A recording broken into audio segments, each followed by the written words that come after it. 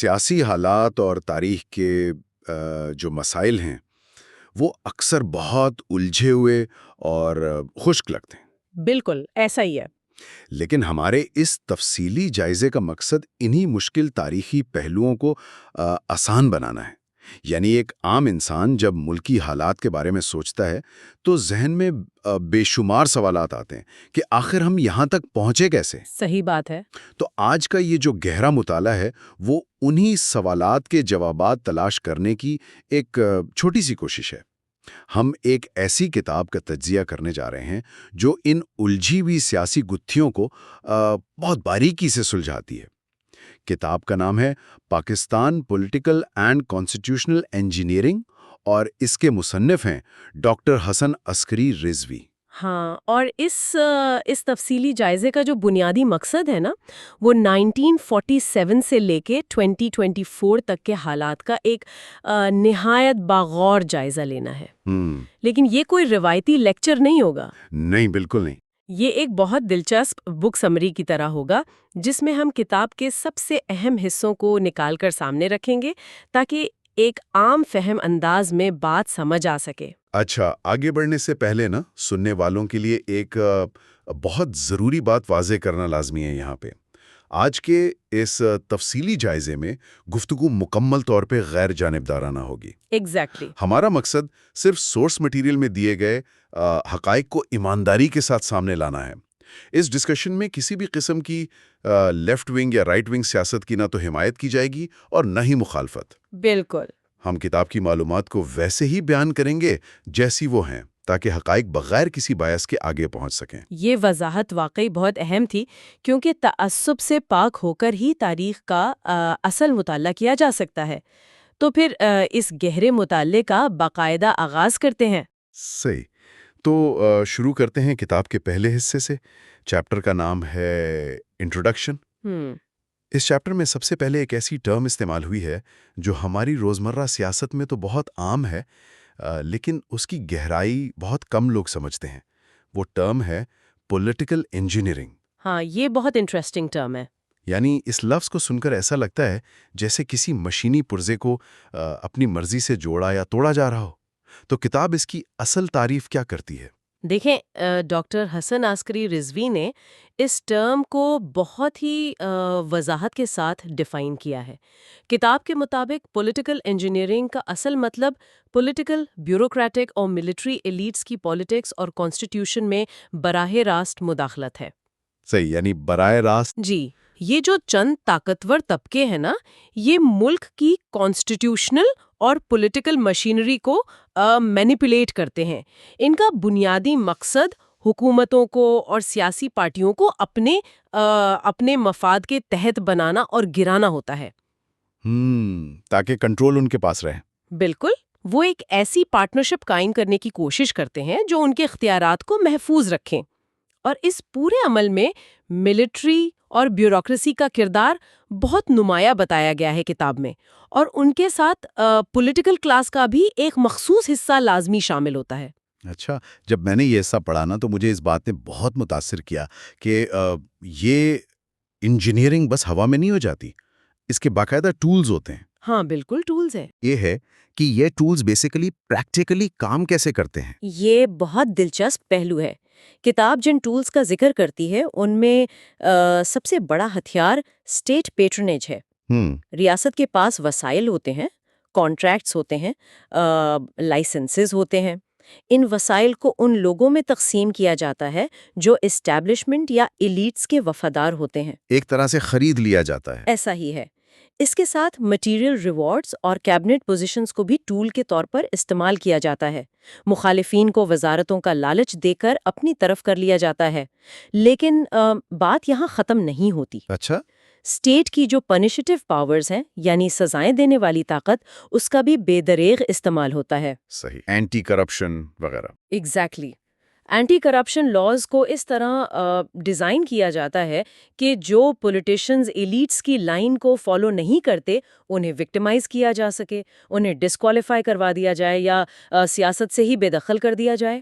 یہ ڈنڈے اور گاجر کا مکمل نظام ہے۔ یعنی جمہوریت کا صرف ایک ڈھانچہ موجود ہوتا ہے لیکن اصل طاقت پیچھے سے کنٹرول ہو رہی ہوتی ہے۔ بالکل۔ اگر ہم بالکل شروعاتی دور کی طرف چلیں جسے نیسنٹ سٹیج کہا جاتا ہے، تو ایسی کیا خامیاں تھیں جن کی بنا پر اس انجینئرنگ کا راستہ اتنا آسان ہو گیا؟ کتاب اس دور کے 4 بڑے مسائل پر روشنی ڈالتی ہے جو ملک کی بنیاد میں ہی تھے۔ ہاں، ریاست کو شروع میں ہی ایسے پیچیدہ مسائل کا سامنا تھا جنہوں نے ساری ڈائریکشن طے کر دی۔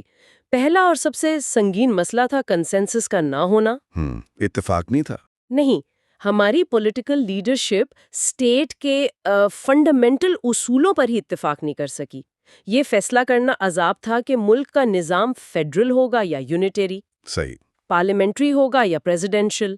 یہاں تک کہ ریاست کے نظریے پر بھی شدید بحث تھی کہ سیکولر ریاست ہوگی یا تھیوکریٹک۔ جب آپ کے پاس گھر کا نقشہ ہی نہیں ہو تو عمارت کیسے بنے گی؟ صحیح بات ہے۔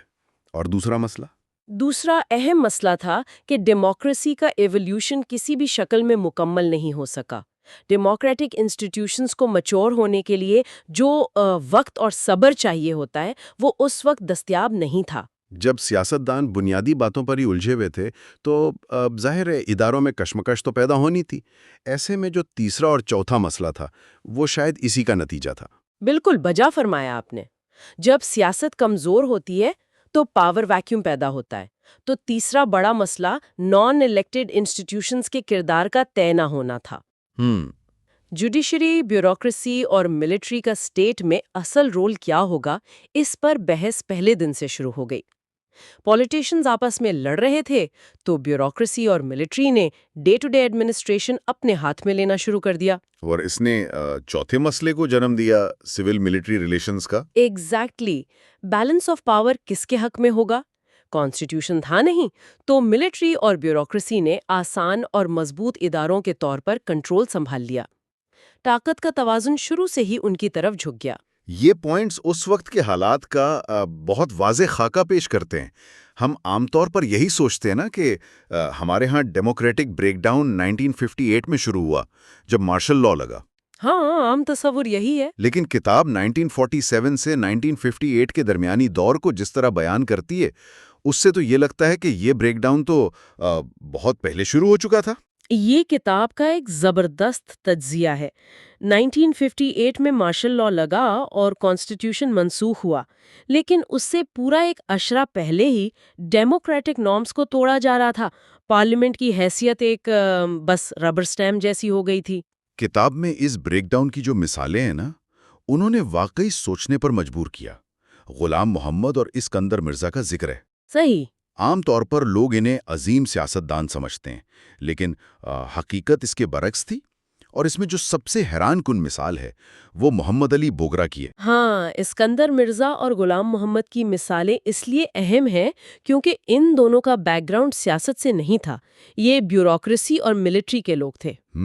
غلام محمد ایک فائنانس بیوروکریٹ تھے اور اسکندر مرزا ڈیفنس سیکرٹری رہ چکے تھے۔ ان کا ٹاپ پوزیشنز تک آنا دکھاتا ہے کہ سیاسی قیادت پیچھے ہٹ چکی تھی۔ اور بوگرا صاحب کا واقعہ تو پوری تاریخ کا سب سے عجیب واقعہ ہے۔ وہ امریکہ میں تھے نا؟ بالکل، وہ امریکہ میں پاکستان کے ایمبیسڈر تھے۔ ملکی سیاست سے براہ راست واسطہ نہیں تھا۔ انہیں وہاں سے واپس بلایا گیا اور اوور نائٹ لا کر پرائم منسٹر کی کرسی پر بٹھا دیا گیا۔ عجیب بات ہے۔ یہ واقعہ ثابت کرتا ہے کہ ایلیٹ طبقہ پارلیمنٹ کو کتنا بے وقات سمجھتا تھا۔ انہیں بس ایک مینیجر چاہیے تھا جو ان کے مفادات کا تحفظ کرے۔ یہ اس نیکسس کی کامیاب پولیٹیکل انجینئرنگ کی ایک بہترین مثال تھی۔ یہ واقعہ سچ میں تھوڑا دلخراش ہے، لیکن سوال یہ پیدا ہوتا ہے کہ ہماری سیاست اس قدر زوال کا شکار ہوئی کیوں؟ آخر اس پولیٹیکل ڈکلائن کے پیچھے وجوہات کیا تھیں؟ کتاب اس پر بہت تفصیل سے بات کرتی ہے۔ 6 بنیادی وجوہات دی گئی ہیں۔ اچھا، تو پہلی وجہ کتاب میں کولونیل لیگیسی اور انسٹیٹیوشنل امبیلنس بتائی گئی ہے۔ یہ کس طرح امپیکٹ کر رہی تھی؟ دیکھیں، انگریزوں نے برصغیر میں جمہوریت کو فروغ دینے کے لیے ادارے نہیں بنائے تھے۔ انہوں نے یہاں حکمرانی کرنے کے لیے ایک مضبوط سول سروس اور امپیریل فوج بنائی تھی۔ جب پاکستان بنا تو ہم نے وہ مضبوط ادارے ورثے میں پائے۔ صحیح، جبکہ پولیٹیکل پارٹیاں کمزور تھیں۔ ایگزیکٹلی، پولیٹیکل پارٹیز ابھی نئی تھیں، پختگی نہیں تھی ان میں۔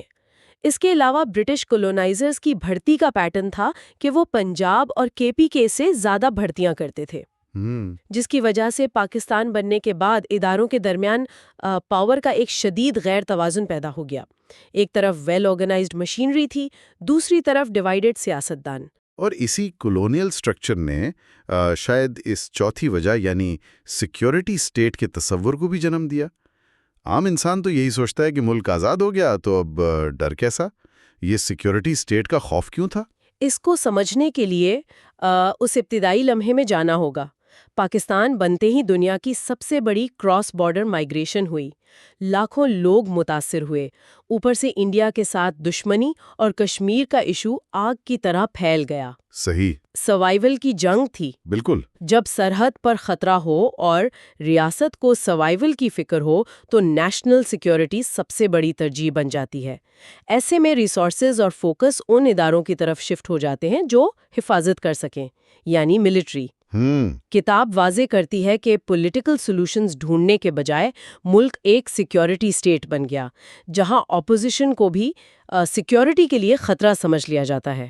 واقعی سروائیول کی جنگ میں جمہوری قدریں پیچھے رہ جاتی ہیں، لیکن ہمارے پاس قائد اعظم اور لیاقت علی خان جیسی قیادت تھی، تو جو کتاب نے لیڈرشپ کے مسئلے کو دوسری وجہ بتایا ہے، اس نے کیا اثر ڈالا؟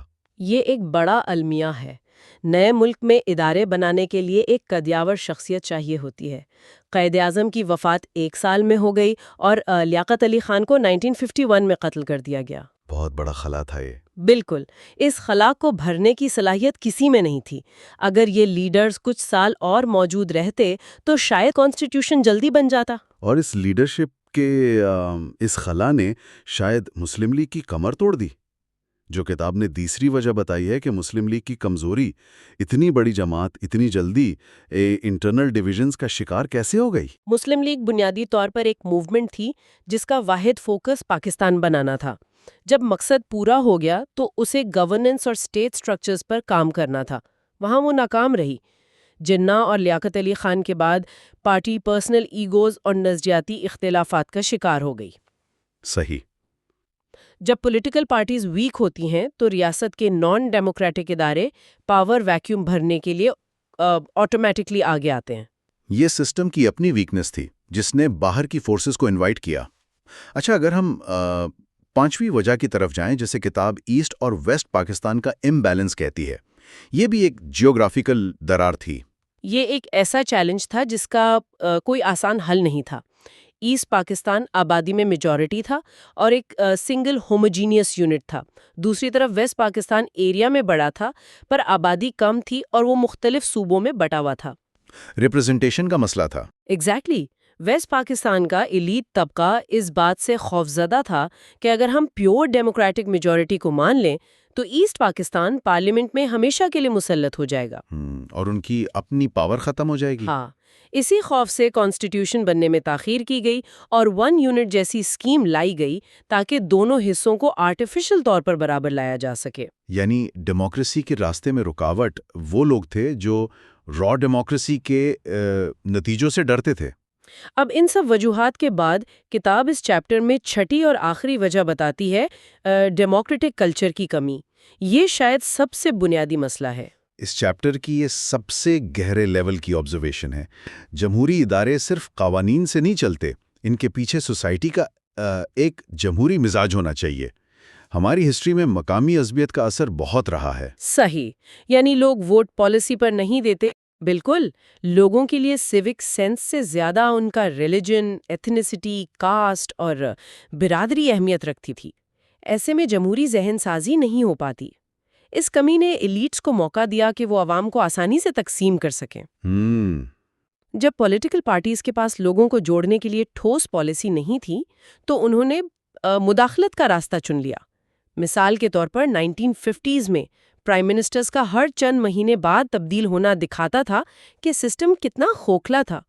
سیاسی اختلافات کو جمہوری انداز میں حل کرنے کی بجائے کانفرنٹیشنل پالیٹکس کا راستہ اپنایا گیا، جس نے اس ڈسکنٹینیوٹی کو مزید ہوا دی۔ اور پاکستان کی ابتدائی سیاسی تاریخ پر بات کرنا ہے، خاص طور پر 1947 سے لے کر 1962 تک کا جو ایک انتہائی ہنگامہ خیز اور فیصلہ کن دور تھا نا، اسے سمجھنا ہے۔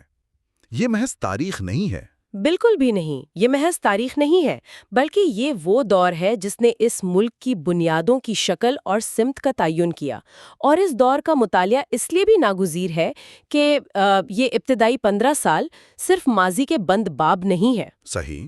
اگر ہم آج کے ریاستی ڈھانچے کو ذرا بغور دیکھیں تو یہ ابتدائی سال دراصل وہ ڈی این اے ہیں، وہ خاکہ ہیں جو آج بھی ہمارے پولیٹیکل کلچر کو اور ہماری سیاسی سوچ کو پوری طرح ڈیفائن کرتے ہیں۔ یعنی آج بھی ہم جن سیاسی اور آئینی مسائل سے الجھ رہے ہیں، ان کی جڑیں کہیں نہ کہیں اسی دور میں پیوست ہیں۔ ایگزیکٹلی۔ اگر اس ابتدائی کشمکش کو ہم گہرائی سے سمجھ لینا تو موجودہ دور کے بہت سے پیچیدہ سیاسی معمے اور جو بحران ہیں وہ خود بخود حل ہونا شروع ہو جاتے ہیں۔ مطلب یہ وہ وقت تھا جب اصول طے ہو رہے تھے، اور انہی اصولوں پر آج تک سیاست چل رہی ہے۔ تو پھر میرا خیال ہے وقت ضائع کیے بغیر باقاعدہ آغاز کرتے ہیں۔ اس گہرے مطالعے کا پہلا حصہ ہے چیپٹر 4 میجر کانسٹیٹیوشنل ایشوز۔ کتاب کے اس چیپٹر میں مصنف نے ان 5 بڑے آئینی مسائل کی نشاندہی کی ہے جنہوں نے ایک نوزائیدہ ریاست کو ابتدائی میں بری طرح جکڑ لیا تھا۔ لیکن مجھے لگتا ہے کہ ان مسائل کی گہرائی میں جانے سے پہلے اس وقت کے جغرافیائی اور ثقافتی کینوس کو ذرا سمجھنا بہت ضروری ہے۔ ہاں، وہ پس منظر بہت لازمی ہے، کیونکہ اگر جغرافیہ سمجھ نہ آئے تو مسائل کی نوعیت سمجھنا ناممکن ہے۔ مطلب یہ کیسا جغرافیہ تھا؟ یہ جغرافیائی حقیقت واقعی کسی حیرت انگیز اور انوکھے تجربے سے کم نہیں تھی۔ ذرا نقشے کو ذہن میں لائیں۔ ایک ریاست ہے لیکن اس کے 2 بڑے حصوں یعنی مشرقی اور مغربی پاکستان کے درمیان زمین کا کوئی کنیکشن موجود نہیں تھا۔ کوئی زمینی راستہ تھا ہی نہیں۔ بالکل، درمیان میں تقریباً 1000 میل کا فاصلہ تھا، اور یہ فاصلہ کسی سمندر کا یا غیر جانبدار علاقے کا نہیں تھا، بلکہ ایک ایسے ملک کا تھا جس کے ساتھ ہمارے تعلقات ابتدائی سے انتہائی کشیدہ تھے۔ یعنی ایک طرح سے دشمن ملک درمیان میں حائل تھا۔ جی، اب کسی بھی فیڈریشن یا وفاق کو کامیابی سے چلانے کے لیے جغرافیائی تسلسل ایک بہت بنیادی شرط سمجھی جاتی ہے۔ حکومتی احکامات کی ترسیل ہو، تجارت ہو، عوام کا آپس میں ملنا جلنا ہو، یہ سب اس تسلسل کے بغیر ایک لوجسٹک ڈراؤنا خواب بن جاتا ہے جو یہاں سرے سے غائب تھا۔ اور بات صرف 1000 میل کے اس فاصلے تک محدود نہیں تھی۔ اگر ہم سورس میٹیریل کا تفصیلی مطالعہ کریں تو پتہ چلتا ہے کہ دونوں حصوں کی آبادی، کلچر، زبان اور معیشت میں بھی زمین آسمان کا فرق تھا۔ بہت زیادہ فرق تھا۔ مشرقی پاکستان کی آبادی مغربی پاکستان سے زیادہ تھی، لیکن ان کے پاس رقبہ بہت کم تھا۔ وہاں ایک بہت متحرک، پڑھی لکھی اور سیاسی شعور رکھنے والی شہری مڈل کلاس تیزی سے ابھر رہی تھی، اور ان کی معیشت کا بڑا انحصار پٹسن کی پیداوار اور اس کی ایکسپورٹ پر تھا۔ ہاں، پٹسن پر۔ جبکہ دوسری طرف اگر دیکھیں تو مغربی پاکستان کا رقبہ بہت وسیع تھا، لیکن یہ بنیادی طور پر ایک زرعی اور جاگیردارانہ یعنی مکمل طور پر ایک فیوڈل سوسائٹی تھی۔ اور یہی وہ بنیادی تضاد اور فرق تھا جس نے ان 5 بڑے آئینی مسائل کو جنم دیا، جن پر اس چیپٹر 4 میں تفصیل سے روشنی ڈالی گئی ہے۔ تو ان میں سب سے پہلا مسئلہ کیا تھا؟ ان میں سب سے پہلا اور شاید سب سے زیادہ جذباتی مسئلہ آئیڈیولوجیکل نوعیت کا تھا، یعنی اسلام اور ریاست کا باہمی تعلق۔ یہ ایک بہت بڑی بحث تھی۔ بالکل۔ اس معاملے پر اس وقت کا معاشرہ اور دستور ساز اسمبلی واضح طور پر 2 مختلف کیمپوں میں تقسیم ہو گئے۔ ایک طرف وہ لوگ تھے جنہیں ہم سیکولر یا ماڈرنسٹ کہہ سکتے ہیں، اور دوسری طرف ٹریڈیشنلسٹ یعنی روایتی مذہبی سوچ رکھنے والے افراد تھے، جو ایک مکمل مذہبی اور نظریاتی سٹرکچر کے حامی تھے۔ ایگزیکٹلی۔ ایک چیز جو مجھے یہ پڑھ کر واقعی حیران کن لگی اور جو اکثر ہماری عام گفتگو میں مس ہو جاتی ہے، وہ یہ تھی کہ ماڈرنسٹ ہرگز یہ نہیں کہہ رہے تھے کہ اسلام کو ریاست سے مکمل طور پر نکال دیا جائے۔ ہاں، یہ ایک بہت عام غلط فہمی ہے۔ ان کا موقف بس یہ تھا کہ جمہوری اصولوں اور جدید ریاستی ڈھانچے کے اندر اسلامی اقدار کو شامل کیا جائے تاکہ دنیا کے ساتھ قدم ملا کر چلا جا سکے۔ بالکل، لیکن جو ٹریڈیشنلسٹ تھے ان کا پرزور مطالبہ تھا کہ صرف اقدار اور اصول کافی نہیں ہے، بلکہ پورا نظام ہی من و ان اور اپنی تاریخی شکل میں نافذ کیا جائے۔ اور اس نظریاتی بحث نے کاغذوں سے نکل کر کئی ٹھوس اور عملی سوالات کھڑے کر دیے۔ بہت سے پیچیدہ سوالات، مثلا سب سے بڑا سوال یہ تھا کہ قانون سازی کے حتمی اختیارات کس کے پاس ہوں گے؟ کیا عوام کے منتخب نمائندوں کی پارلیمنٹ کے پاس لامحدود طاقت ہوگی؟ یا اس بات کا فیصلہ کرنے کے لیے کوئی مذہبی ادارہ ہوگا کہ کوئی نیا قانون اسلامی ہے یا نہیں؟ ہاں، پھر خواتین کے حقوق کا معاملہ بہت حساس تھا۔ ان کے ووٹ دینے اور سرکاری نوکریاں کرنے کے حوالے سے ریاست کی کیا پوزیشن ہوگی؟ اور اقلیتوں کا کردار کیا ہوگا؟ کیا وہ ریاست کے برابر کے شہری ہوں گے یا ان کا سٹیٹس مختلف ہوگا؟ بالکل، اور سب سے بڑھ کر اسلامی سزاؤں کا نفاذ کیسے ہوگا؟ کیا وہ اپنی پرانی تاریخی شکل میں نافذ ہوں گی یا انہیں جدید دور کے قانونی تقاضوں کے مطابق ڈھالا جائے گا؟ یہ واقعی وہ الجھے ہوئے سوالات تھے جنہوں نے آئین سازی کے پورے عمل کو کئی سالوں تک روکے رکھا اور کسی حتمی نتیجے پر پہنچنے نہیں دیا۔ جی، اور اس کے بعد دوسرا بڑا مسئلہ سامنے آتا ہے، جو کہ فیڈریشن یعنی وفاق کی ساخت اور پاور کی تقسیم کا مسئلہ تھا۔ اگرچہ 1935 کے ایکٹ نے بر صغیر میں ایک وفاقی طرز حکومت کا تصور تو دے دیا تھا، جہاں مرکز اور صوبوں کے درمیان اختیارات تقسیم ہونے تھے، لیکن پاکستان کے اس انوکھے جغرافیے میں اس تصور کو عملی جامہ پہنانا ایک ڈراؤنا خواب بن گیا تھا۔ بالکل ایسے ہی ہے۔ دیکھیں، وفاقی نظام عموماً ایسی ڈائیورس یعنی مختلف ثقافتوں والی آبادیوں کے لیے بہترین سمجھا جاتا ہے، لیکن اصل جھگڑا یہ تھا کہ پاور کیسے تقسیم ہو۔ مشرقی پاکستان زیادہ پاور مانگ رہا تھا۔ ظاہر ہے ان کی آبادی زیادہ تھی اور وہ وفاق کی آمدنی کا ایک بڑا حصہ پیدا کر رہے تھے، تو وہ قدرتی طور پر زیادہ سے زیادہ صوبائی خود مختاری کا مطالبہ کر رہے تھے تاکہ وہ اپنے کلچر، زبان اور وسائل کو خود کنٹرول کر سکیں۔ لیکن اس کے برعکس مرکز میں بیٹھی قیادت اور مغربی پاکستان کی ایلیٹ ایک مضبوط اور طاقتور سینٹرل گورنمنٹ چاہتی تھی تاکہ ملک کو ٹوٹنے سے بچایا جا سکے۔ اور اسی زبردست فرق کو مٹانے کے لیے کئی آئینی تجویزیں آئیں، جن میں تاریخ کا سب سے مشہور کمپرومائز بھی شامل تھا۔ بوگرا فارمولا۔ جی، بوگرا فارمولا۔ یہ بوگرا فارمولا جو تھا، جسے اس وقت کے وزیر اعظم محمد علی بوگرا نے پیش کیا تھا، دراصل ایک بہت ہی منفرد میتھمیٹیکل اپروچ تھی۔ مطلب انہوں نے آبادی اور برابری کا ایک عجیب سا توازن بنانے کی کوشش کی۔ ہاں، اس فارمولے کے تحت نمائندگی کو 2 ایوانوں میں تقسیم کیا گیا۔ اپر ہاؤس یعنی سینٹ میں مشرقی پاکستان کے 4 صوبوں اور مشرقی پاکستان کو برابر سیٹیں دی گئیں۔ اور لوئر ہاؤس میں کیا ہوا؟ لوئر ہاؤس میں نمائندگی خالصتاً آبادی کی بنیاد پر رکھی گئی، جس کا مطلب تھا کہ وہاں مشرقی پاکستان کو اکثریت حاصل تھی۔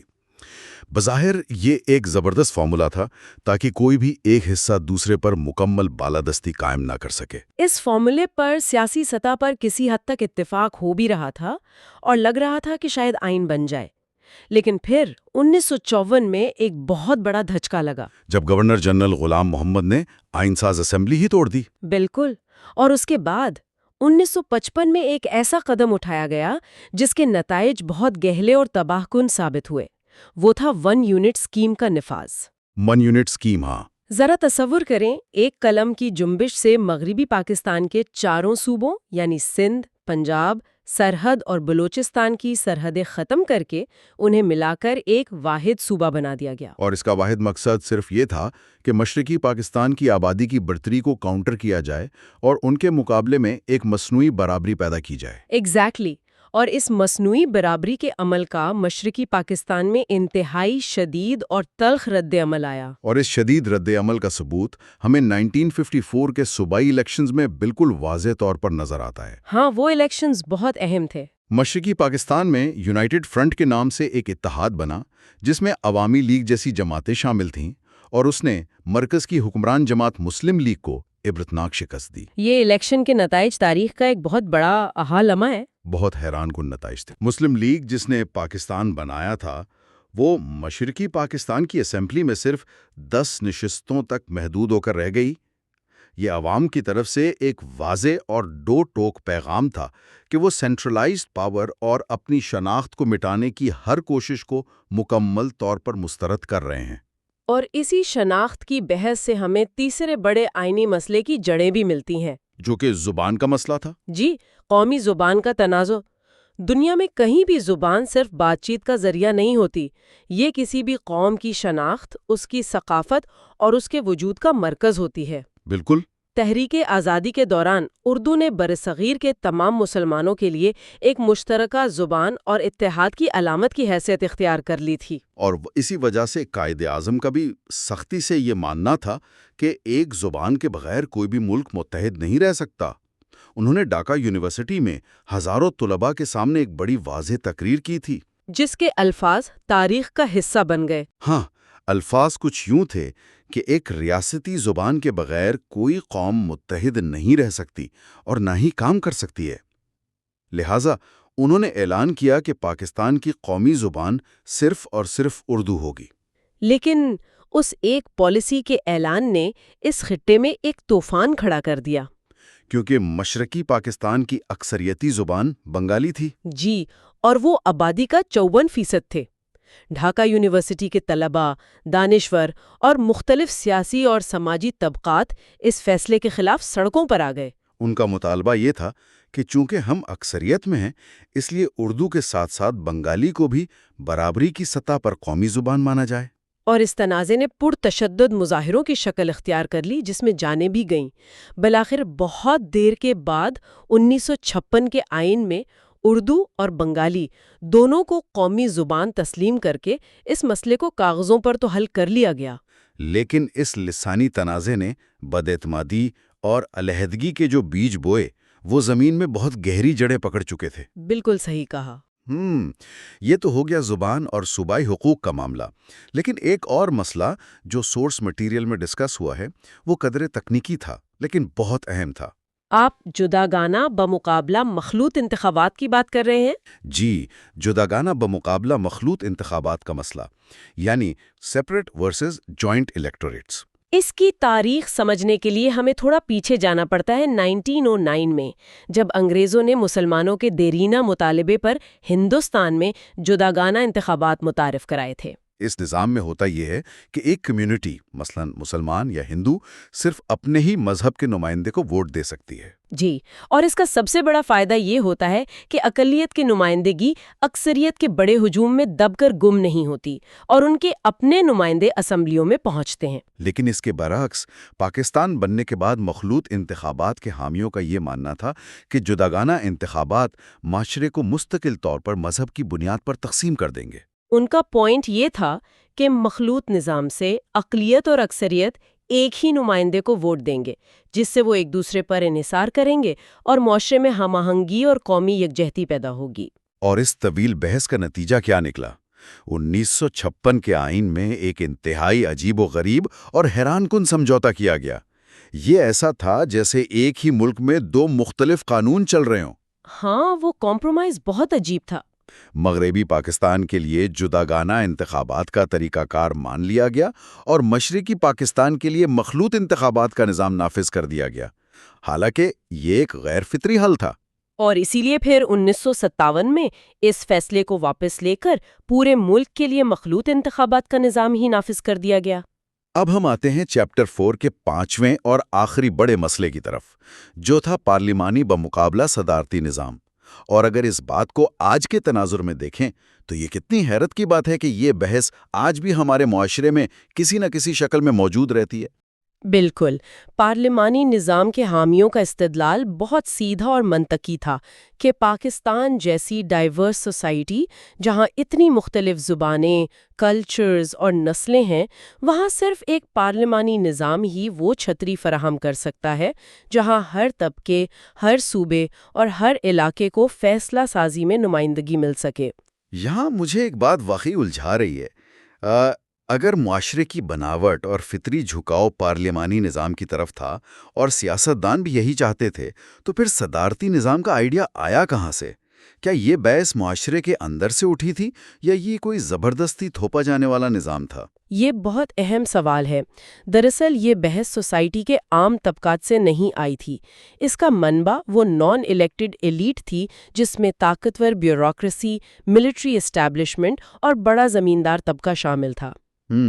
ان کا مزاج اور کام کرنے کا طریقہ سیاستدانوں سے بالکل مختلف تھا۔ تاریخی طور پر اور برطانوی راج کے زیر اثر ان کا جھکاؤ ایک مضبوط، سینٹرلائزڈ اور اتھارٹیٹیو نظام کی طرف تھا۔ پارلیمانی نظام جس میں روز بحث مباحثے ہوتے ہیں وہ کمزور، سست اور غیر مستحکم ہوتا ہے۔ ایگزیکٹلی ان کے خیال میں پاکستان جیسی نئی ریاست کو ڈسپلن اور تیزی سے ترقی کے لیے ایک مضبوط صدارتی نظام کی ضرورت ہے، جہاں تمام طاقت ایک ہی مرکز میں مرتکز ہو۔ اور ان کی یہ سوچ آگے چل کر بہت سے اہم اور فیصلہ کن واقعات کی بنیاد بنی۔ بہت سنگین واقعات کی۔ اور وہ واقعات ہمیں اگلے چیپٹر میں انتہائی واضح طور پر نظر آتے ہیں۔ تو اب ہم موو کرتے ہیں چیپٹر ایوب خان کا دور اقتدار، سیاسی اور آئینی مسائل۔ یہ دور ایک بہت بڑا ٹرننگ پوائنٹ تھا۔ 1956 کا آئین جو اتنی مشکلوں، طویل بحثوں اور انگنت سمجھوتوں کے بعد 9 سال میں بنا تھا، اس کے فوراً بعد جو سیاسی افراتفری مچی وہ انسان کو حیرت میں ڈال دیتی ہے۔ ذرا تصور کریں، اس آئین کے آنے کے بعد صرف 30 مہینوں کے اندر 4 وزیر اعظم بدلے گئے۔ 30 مہینوں میں 4؟ جی، آج کے دور میں ہم سمجھتے ہیں کہ شاید سیاسی عدم استحکام آج عروج پر ہے، لیکن اس وقت تو وزیر اعظم اور حکومتیں بدلنے کی رفتار موسم بدلنے سے بھی زیادہ تیز تھی۔ بالکل، یہ شدید اور بدترین سیاسی عدم استحکام کا دور تھا۔ تمام سیاسی جماعتیں، چاہے وہ مسلم لیگ ہو جس نے ملک بنایا تھا، ریپبلکن پارٹی ہو، عوامی لیگ ہو یا کرک سرامک پارٹی، یہ سب ایک طرح کی میکیاویلین سیاست کا شکار ہو چکی تھیں۔ میکیاویلین یعنی جہاں اصولوں کی کوئی وقت نہیں ہوتی؟ ہاں، اگر میکیاویلین سیاست کو سادہ الفاظ میں سمجھیں تو یہ ایک ایسی سوچ ہے جہاں اقتدار حاصل کرنے اور اسے بچانے کے لیے ہر اخلاقی اور غیر اخلاقی، جائز اور ناجائز ہتھ کنڈے کا استعمال کیا جائے۔ صرف ذاتی اور گروہی مفاد ملکی مفاد پر حاوی ہو جاتے ہیں؟ ایگزیکٹلی، ارکان اسمبلی کی وفاداریاں راتوں رات خریدی اور بیچی جاتی تھیں۔ اور اس عدم برداشت اور حوثے اقتدار کی سب سے خوفناک اور شرمناک جھلک ہمیں مشرقی پاکستان کی اسمبلی کے اس واقعے میں نظر آتی ہے جسے سن کر آج بھی رونگٹے کھڑے ہو جاتے ہیں۔ وہ ایک بہت ہی سیاہ دن تھا ہماری تاریخ کا۔ یہ سیاسی مخالفت اس حد تک بڑھ گئی کہ اسمبلی فلور کے اندر جہاں قانون بننے تھے وہاں ارکان کے درمیان کرسیوں اور ڈنڈوں سے باقاعدہ خونریز لڑائی ہوئی۔ 30 کے قریب ارکان زخمی ہوئے اور بدترین بات یہ کہ اسمبلی کے ڈپٹی اسپیکر جو اجلاس کی صدارت کر رہے تھے ان پر حملہ کیا گیا اور ان کی موت واقع ہو گئی۔ یہ وہ لمحہ تھا جہاں جمہوری عمل اپنی کمزوری اور تباہی کے عروج پر تھا، اور یہ واقعہ کوئی معمولی بات نہیں تھی۔ بالکل نہیں۔ اس سیاسی افراتفری، روز بدلتی حکومتوں اور جمہوری عمل کے اس شرمناک تماشے نے دراصل غیر جمہوری قوتوں کے لیے مارشل لاء کا راستہ بالکل ہموار کر دیا تھا۔ عوام بھی اس روز کی کھینچا تانی سے تنگ آ چکے تھے۔ اور اسی ماحول کا فائدہ اٹھاتے ہوئے اکتوبر 1958 میں اس وقت کے صدر سکندر مرزا نے 1956 کا آئین منسوخ کر کے ملک میں پہلا مارشل لاء لگا دیا اور فوج کے سربراہ جنرل ایوب خان کو چیف مارشل لاء ایڈمنسٹریٹر مقرر کر دیا۔ لیکن جیسا کہ اقتدار کی راہداریوں میں اکثر ہوتا ہے، چند ہی دنوں بعد ایوب خان نے سکندر مرزا کو بھی چلتا کیا اور تمام تر ریاستی طاقت اور اقتدار مکمل طور پر اپنے ہاتھ میں لے لیا۔ اقتدار سنبھالنے کے بعد کے جو ابتدائی دن تھے اس میں اگر ہم ایوب خان کی گورننس کا جائزہ لیں تو ان کے کچھ اقدامات نے انہیں فوری طور پر عوام میں کافی مقبولیت دی۔ ہاں، شروع میں عوام کافی خوش تھے۔ جیسے ہی مارشل لا لگا انہوں نے اسمگلنگ اور ذخیرہ اندوزی کو سختی سے روکا، مارکیٹ میں پرائس کنٹرول متعارف کرایا تاکہ اشیاء ضرورت کی قیمتیں کم ہوں اور مہنگائی پر قابو پایا جا سکے۔ اس کے علاوہ سرکاری دفتروں میں افسران کو پابند کیا گیا کہ وہ وقت پر دفتر آئیں اور عوام کے ساتھ تمیز سے پیش آئیں۔ یہ وہ عملی چیزیں تھیں جو عام آدمی کو فوری ریلیف دے رہی تھیں اور انہیں لگا کہ شاید اب کوئی ڈسپلن آ گیا ہے۔ یہ تو تھے ان کے فوری انتظامی اقدامات، لیکن طویل المدتی معاشی پالیسیوں کے لیے ان کی حکومت نے ایک نیا راستہ چنا۔ انہوں نے مشہور ہارورڈ گروپ کی مدد لی۔ ہارورڈ گروپ یہ کیا تھا؟ اسے آسان الفاظ میں سمجھیں تو یہ ہارورڈ یونیورسٹی سے تعلق رکھنے والے امریکی ماہرین معاشیات اور ایڈوائزرز کا ایک باقاعدہ پینل تھا جو اس وقت پاکستان کی معاشی پالیسیاں، خاص طور پر 5 ایئر پلانز ڈیزائن کرنے میں مدد دے رہا تھا۔ اچھا۔ ان کے مشورے پر پاکستان میں ایک سخت کیپٹلسٹک یا سرمایہ دارانہ ماڈل اپنایا گیا۔ اس دور میں بڑے پیمانے پر انڈسٹریلائزیشن ہوئی، فیکٹریاں لگیں اور زراعت میں گرین ریولوشن یعنی سبز انقلاب آیا۔ جس کے دوران ٹیوب ویلز، جدید بیج اور ٹریکٹرز کا استعمال بے تحاشا بڑھا۔ بالکل، بظاہر اعداد و شمار میں ملک کی معاشی ترقی کی رفتار بہت تیز ہو گئی تھی، لیکن اس گورننس اور معاشی ترقی کے ماڈل کا ایک بہت گہرا سیاسی اور آئینی پہلو بھی تھا۔ اور وہ پہلو ان کا جمہوریت کے حوالے سے ذاتی نظریہ تھا۔ سورس مٹیریل یہ بڑی صراحت سے بتاتا ہے کہ ایوب خان سیاست دانوں اور یہاں تک کہ ملک کے عام عوام کی سیاسی سوجھ بوجھ اور سمجھداری پر قطعی کوئی اعتبار نہیں کرتے تھے۔ ان کا پختہ ماننا تھا کہ مغربی طرز کی بالے رائے دہی پر مبنی جمہوریت، جس میں ہر بندہ ووٹ ڈالتا ہے، وہ پاکستان کے ماحول اور اس خطے کی ناخواندہ عوام کے لیے بالکل موزوں نہیں ہے۔ اور بالکل اسی مخصوص سوچ کے تحت انہوں نے جمہوریت کا ایک نیا ماڈل، جسے بیسک ڈیموکریسیز یا BD سسٹم کہا جاتا ہے، وہ متعارف کرایا۔ یہ کوئی براہ راست جمہوریت نہیں تھی، بلکہ یہ ایک باواسطہ یعنی انڈائریکٹ الیکشن کا نظام تھا۔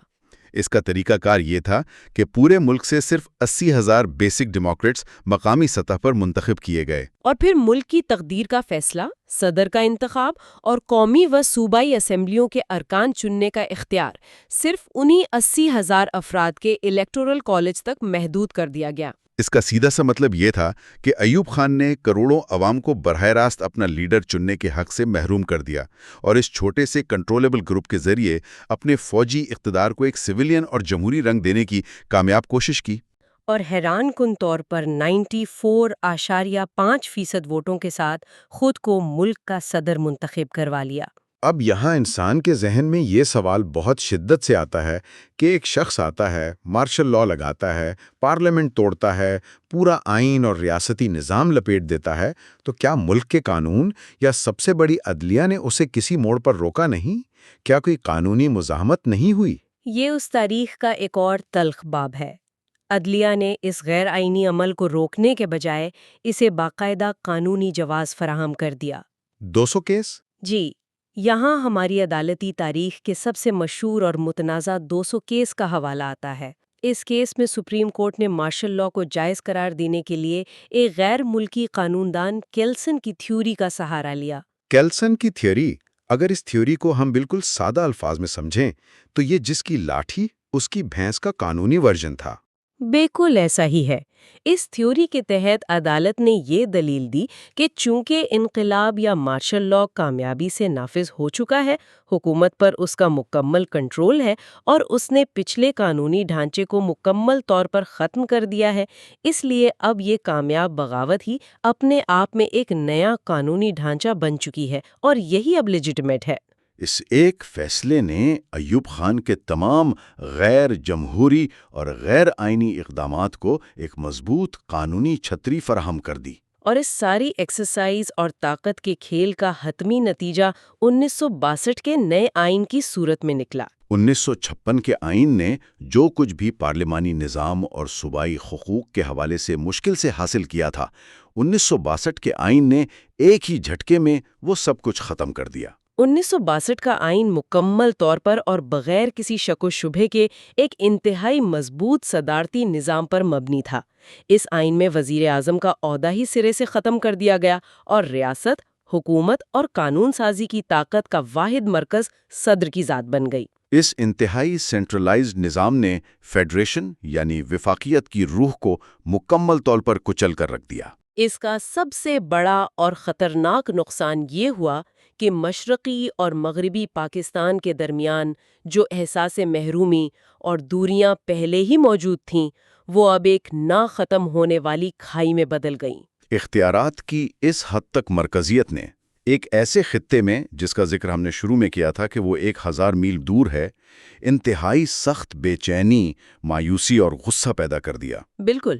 یہ سب دیکھ اور سن کر ذہن میں ایک بہت بڑا سوال پیدا ہوتا ہے، یعنی اگر 1962 کے اس آئین میں طاقت کو ایک مرکز یعنی صدر کی مٹھی میں سمیٹنے کے بجائے مشرقی پاکستان کی اکثریتی آبادی اور ان کے کلچر کا حقیقی احترام کرتے ہوئے انہیں مکمل صوبائی خود مختاری یعنی پروونشل آٹونومی دے دی جاتی، تو کیا آج پاکستان کا نقشہ کچھ اور ہوتا؟ کیا ایک لچکدار اور سب کو ساتھ لے کر چلنے والا نظام اس بڑی ٹوٹ پھوٹ کو روک سکتا تھا جو ایک سخت گیر اور سینٹرلائزڈ صدارتی نظام نہ روک سکا؟ اس سوال کا جواب تاریخ کے اگلے اوراق میں چھپا ہے۔ پولیٹیکل اینڈ کانسٹیٹیوشنل انجینئرنگ، یعنی تاریخ کے مختلف ادوار میں کس طرح آئین اور سیاست کو اپنے مخصوص مقاصد کے لیے شیپ کیا گیا۔ اور یہاں شروع میں ہی یہ واضح کرنا ضروری ہے کہ ہمارے پاس موجود ذرائع مکمل طور پر تاریخی اور غیر جانبدارانہ حقائق پر مبنی ہیں۔ ہم یہاں کسی رائٹ ونگ یا لیفٹ ونگ نیریٹو کو پش نہیں کر رہے ہیں۔ رائٹ، کوئی سائیڈ نہیں لے رہے، ہم بالکل آبجیکٹیو لینس سے دیکھیں گے کہ ہسٹوریکل ڈیٹا اور فیکٹس کیا بتاتے ہیں۔ ہاں، کیونکہ جب ہم آبجیکٹیو لینس کی بات کرتے ہیں تو اس کا مطلب ہے کہ ہم صرف ایونٹس کو رپورٹ نہیں کریں گے بلکہ ان کے پیٹرنز کو سمجھیں گے۔ یہ ریسرچ ہمیں بتاتی ہے کہ کانسٹیٹیوشن، جو عام طور پر کسی بھی اسٹیٹ کی ایک مقدس فاؤنڈیشنل دستاویز ہوتی ہے، ہاں، ایک رول بک جس کو فالو کرنا ہوتا ہے۔ بالکل وہی، اسے پاکستان میں کئی بار ایک فلیکسیبل ٹول کی طرح ٹریٹ کیا گیا۔ حکمرانوں نے اپنی پاور کو کنسولیڈیٹ کرنے اور اپنے اقتدار کو لمبا کرنے کے لیے آئین میں ایسی تبدیلیاں کی جن کے اثرات آج تک محسوس کیے جاتے ہیں۔ تو اس سب کا مطلب کیا ہے؟ اگر آئین کو بار بار انجینئر کیا جائے تو سسٹم پر کیا گزرتی ہے؟ یہ ایک بہت بنیادی نقطہ ہے۔ اس کو سمجھنے کے لیے ہم کتاب کے مختلف ادوار کو ایک ایک چیپٹر کے طور پر ترتیب وار ڈسکس کریں گے۔ زبردست، تو چلیے سیدھا پہلے دور کی طرف چلتے ہیں۔ چیپٹر 1، ایوب خان کا زوال اور مشرقی پاکستان کی علیحدگی۔ یہ دور بنیادی طور پر 1962 کے آئین اور اس کے ریپل ایفیکٹس کے ارد گرد گھومتا ہے۔ اگر ہم 1962 کے آئین کو ڈیپلی انالیسس کریں تو یہ کوئی عام آئین نہیں تھا۔ یہ مکمل طور پر صدر ایوب خان کے مائنڈ سیٹ اور ان کی پولیٹیکل ریکوائرمنٹس کا عکاس، یعنی ایک شخص کے گرد گھومتا تھا۔ ایگزیکٹلی۔ بنیادی طور پر یہ ایک ملٹری رولر کی جانب سے اپنے ایبسولوٹ اقتدار کو سویلنائز کرنے کی، یعنی اسے ایک جمہوری شکل دینے کی ایک بہت بڑی کوشش تھی۔ اس آئین کے تحت جو پریزیڈنشل سسٹم لایا گیا اس میں چیکس اینڈ بیلنسز کا کانسیپٹ لگ بھگ نہ ہونے کے برابر تھا۔ طاقت کا سارا مرکز ڈائریکٹلی صدر کے پاس تھا، رائٹ؟ بالکل، اور اس سینٹرلائز سسٹم کو چلانے کے لیے ایک بہت ہی یونیک ڈھانچہ تیار کیا گیا جسے بیسک ڈیموکریسیز یا BD سسٹم کہا جاتا تھا۔ اچھا، ہاں، let's unpack this BD system, کیونکہ یہ واقعی بہت انٹرسٹنگ اور تھوڑا عجیب بھی ہے۔ دیکھنے میں ایسا لگتا تھا جیسے گراس روٹ لیول پر لوکل گورنمنٹ بنائی جا رہی ہے۔ ہاں، تھیوری میں تو ایسا ہی تھا۔ انہوں نے 1,20,000 اور پھر بعد میں 1,20,000 ممبران پر مشتمل ایک نیٹ ورک بنایا۔ عوام ان ممبران کو الیکٹ کرتی تھی اور پھر یہ ممبران آگے چل کر صدر اور اسمبلیوں کا انتخاب کرتے تھے، ایک الیکٹورل کالج کی طرح۔ صحیح۔ لیکن اس گراؤنڈ لیول ڈیموکریسی کا اصل ریموٹ کنٹرول کس کے پاس تھا؟ یہی تو، ریموٹ کنٹرول بیوروکریسی کے پاس تھا۔ BD سسٹم کا پورا سٹرکچر اس طرح ڈیزائن کیا گیا تھا کہ اس میں الیکٹڈ ممبرز سے زیادہ پاور ان الیکٹڈ بیوروکریٹس کے پاس تھیں۔ مطلب جو لوگ چن کر آئے ان کی کوئی خاص پاور نہیں تھی؟ بالکل نہیں تھی۔ مثال کے طور پر ان یونین کاؤنسلز کا 70 سے 80% ایجنڈا خود بیوروکریسی سیٹ کرتی تھی۔ یہاں تک کہ ان کاؤنسلز کو جو فنڈز ملتے تھے ان کا کنٹرول بھی سرکاری افسران کے ہاتھ میں تھا۔ واو! اب ظاہر ہے جب لوکل ممبرز کی فنڈنگ اور ایجنڈا اسٹیٹ مشینری کنٹرول کر رہی ہو تو وہ ممبران اوپنلی اسٹیٹ کی پالیسیوں کے خلاف کیسے جا سکتے ہیں؟ ایگزیکٹلی۔ تو اسٹیٹ نے ایک پورا ایلوژن کریٹ کیا ہوا تھا۔ دکھانے کو 80,000 نمائندے تھے لیکن اصل میں ان کو اسٹیٹ مشینری ڈکٹیٹ کر رہی تھی، اور اسی کنٹرول کے ذریعے اسٹیٹ نے ایک آفیشیل پولیٹیکل فیس بنایا جسے کنونشن مسلم لیگ کہا جاتا تھا۔ یہ لٹرلی ایک کنگز پارٹی تھی جو صرف اور صرف پاور ڈائنامکس کو مینٹین رکھنے کے لیے بنائی گئی تھی۔ لیکن یہاں ایک اور بہت بڑا فیکٹر آتا ہے اور وہ ہے اکانومی۔ بالکل، معیشت کا ذکر بہت ضروری ہے۔ ایوب خان کے دور کو اکثر ڈیکیڈ آف ڈیولپمنٹ کہا جاتا ہے۔ فگرز بہت امپریسو لگتے ہیں۔ فگرز ڈیفینیٹلی امپریسو تھے۔ GDP گروتھ ہو رہی تھی، انڈسٹریلائزیشن ہو رہی تھی، لیکن یہاں ڈاکٹر محبوب الحق کی آبزرویشن بہت کرٹیکل ہے۔ ہاں، وہ 22 خاندانوں والی بات؟ جی بالکل. انہوں نے پوائنٹ آؤٹ کیا کہ ملک کی ویلتھ کی تقسیم اتنی ایکسٹریم اور ان ایکول تھی کہ ملک کی دولت پر صرف 22 خاندان قابض تھے. اور سورس اسپیشلی اس بات پر زور دیتی ہے کہ یہ 22 خاندان صرف دولت اون نہیں کر رہے تھے بلکہ ملک کی پوری اکانومی، بینکس اور انڈسٹریز کو ایفیکٹولی کنٹرول کر رہے تھے. یعنی ایک عام آدمی اس ترقی سے بالکل کٹ آف تھا. اور اس معاشی عدم مساوات کا سب سے زیادہ نقصان کس کو ہو رہا تھا؟ مشرقی پاکستان کو. بالکل صحیح کہا. جب میں یہ پڑھ رہی تھی تو مجھے ریئلائز ہوا کہ یہ صرف جغرافیکل ڈسٹنس نہیں تھا، یہ معاشی اور سیاسی فاصلہ میلوں لمبا ہو چکا تھا. ہاں، اگر ہم اس کو بگر پکچر میں دیکھیں تو ان سینٹرلائزڈ پاور اور معاشی پالیسیوں نے مشرقی اور مغربی پاکستان کے درمیان ٹرسٹ ڈیفیسٹ کو عروج پر پہنچا دیا. مشرقی پاکستان کی آبادی زیادہ تھی، ایکسپورٹس میں ان کا حصہ زیادہ تھا، لیکن ڈیولپمنٹ فنڈز اور انڈسٹریل بینیفٹس زیادہ تر مغربی پاکستان میں لگ رہے تھے. اور اس احساس محرومی نے وہاں ایک بہت اسٹرانگ نیشنلسٹ سینٹیمنٹ کو جنم دیا. ایگزیکٹلی. اور یہی وہ بوائلنگ پوائنٹ تھا جب شیخ مجیب الرحمان نے اپنے مشہور 6 نکات پیش کیے، جو بنیادی طور پہ میکسیمم پروونشل آٹونومی کی ڈیمانڈ تھے، رائٹ؟ جی، اور جو بعد میں حالات خراب ہونے پر 20 نکات تک پہنچ گئے. معاشی ناانصافیاں، پولیٹیکل ایکسکلوژن اور ملٹری ایکشن نے مل کر بالآخر وہ راستہ ہموار کیا جس کا انجام 1971 میں سقوط ڈھاکہ کی صورت میں سامنے آیا. ملک 2 لخت ہو گیا اور وہ سینٹرلائزڈ کانسٹیٹیوشن اسے بچا نہیں سکا. ایک بہت بڑا ٹریجک ایونٹ تھا، اور اس کے بعد ملک کو ایک نئے آئین اور نئے پولیٹیکل سیٹ اپ کی ضرورت تھی جو ہمیں ہمارے اگلے فیز کی طرف لے جاتا ہے. بالکل. اگلے دور کی طرف چلتے ہیں. چیپٹر 2، بھٹو دور اور 1973 کے آئین میں ابتدائی ترامیم. 1971 کی ٹریجڈی کے بعد جب نیا آئین بن گیا تو عام تاثر یہ تھا کہ اب سسٹم فائنلی سٹیبلائز ہو جائے گا. یہ کنسنسس کانسٹیٹیوشن تھا جسے لگ بھگ تمام پولیٹیکل پارٹیز نے سپورٹ کیا تھا. ہاں، ایک بہت بڑی اچیومنٹ تھی وہ. لیکن آئین بنتے ہی اس کی انجینئرنگ شروع ہو گئی. پہلی ترمیم 1974 میں آتی ہے. پہلی آئینی ترمیم کا background completely geopolitical تھا. لاہور میں OIC یعنی آرگنائزیشن آف اسلامک کوآپریشن کی بہت بڑی سمٹ ہو رہی تھی. عالمی حالات بدل چکے تھے اور باقی اسلامی ممالک خصوصاً عرب دوستوں کی طرف سے ایک ڈپلومیٹک پریشر تھا. رائٹ، بنگلہ دیش کو تسلیم کرنے کا پریشر. بالکل. اس پریشر اور گراؤنڈ ریالٹی کو ایکسیپٹ کرتے ہوئے پاکستان نے بنگلہ دیش کو ایک آزاد ریاست کے طور پر تسلیم کیا. اس پہلی ترمیم کے ذریعے ایسنشلی پاکستان کی جغرافیکل باؤنڈریز کو آئین میں دوبارہ ڈیفائن کیا گیا. یہ ایک پریگمیٹک پولیٹیکل موو تھا. لیکن اس کے فوراً بعد آتی ہے دوسری ترمیم جس نے ملک کے انٹرنل سوشل فیبرک کو ہمیشہ کے لیے بدل دیا. اس کا ڈائریکٹ تعلق مذہبی سیاست سے تھا. اور اس کا بیک گراؤنڈ بھی کافی گہرا ہے. جی، اگر ہم ہسٹری میں تھوڑا پیچھے جائیں تو 1953 میں ایک بہت بڑی اینٹی احمدی موومنٹ چلی تھی جسے اس وقت اسٹیٹ نے دبا دیا تھا، لیکن وہ سینٹیمنٹس ابھی تک سوسائٹی میں سمر کر رہے تھے. پھر چناب ایکسپریس انسیڈنٹ پیش آتا ہے. ہاں، وہ ریلوے اسٹیشن والا واقعہ. ربوہ کے ریلوے اسٹیشن پر طلباء اور احمدی کمیونٹی کے درمیان فزیکل آلٹریشن ہوتی ہے، وائلنٹ تصادم ہوتا ہے. اور اس ایک انسیڈنٹ نے پورے ملک میں آگ لگا دی. ایک بہت ہی شدید ماس موومنٹ شروع ہو گئی. بھٹو حکومت جو اپنے آپ کو سوشلسٹ اور پروگریسو کہتی تھی، اس پر رائٹ ونگ ریلیجس پارٹیز اور اسٹریٹ پاور کا اتنا شدید دباؤ آیا کہ انہیں جھکنا پڑا. وہ ریزسٹ نہیں کر سکے.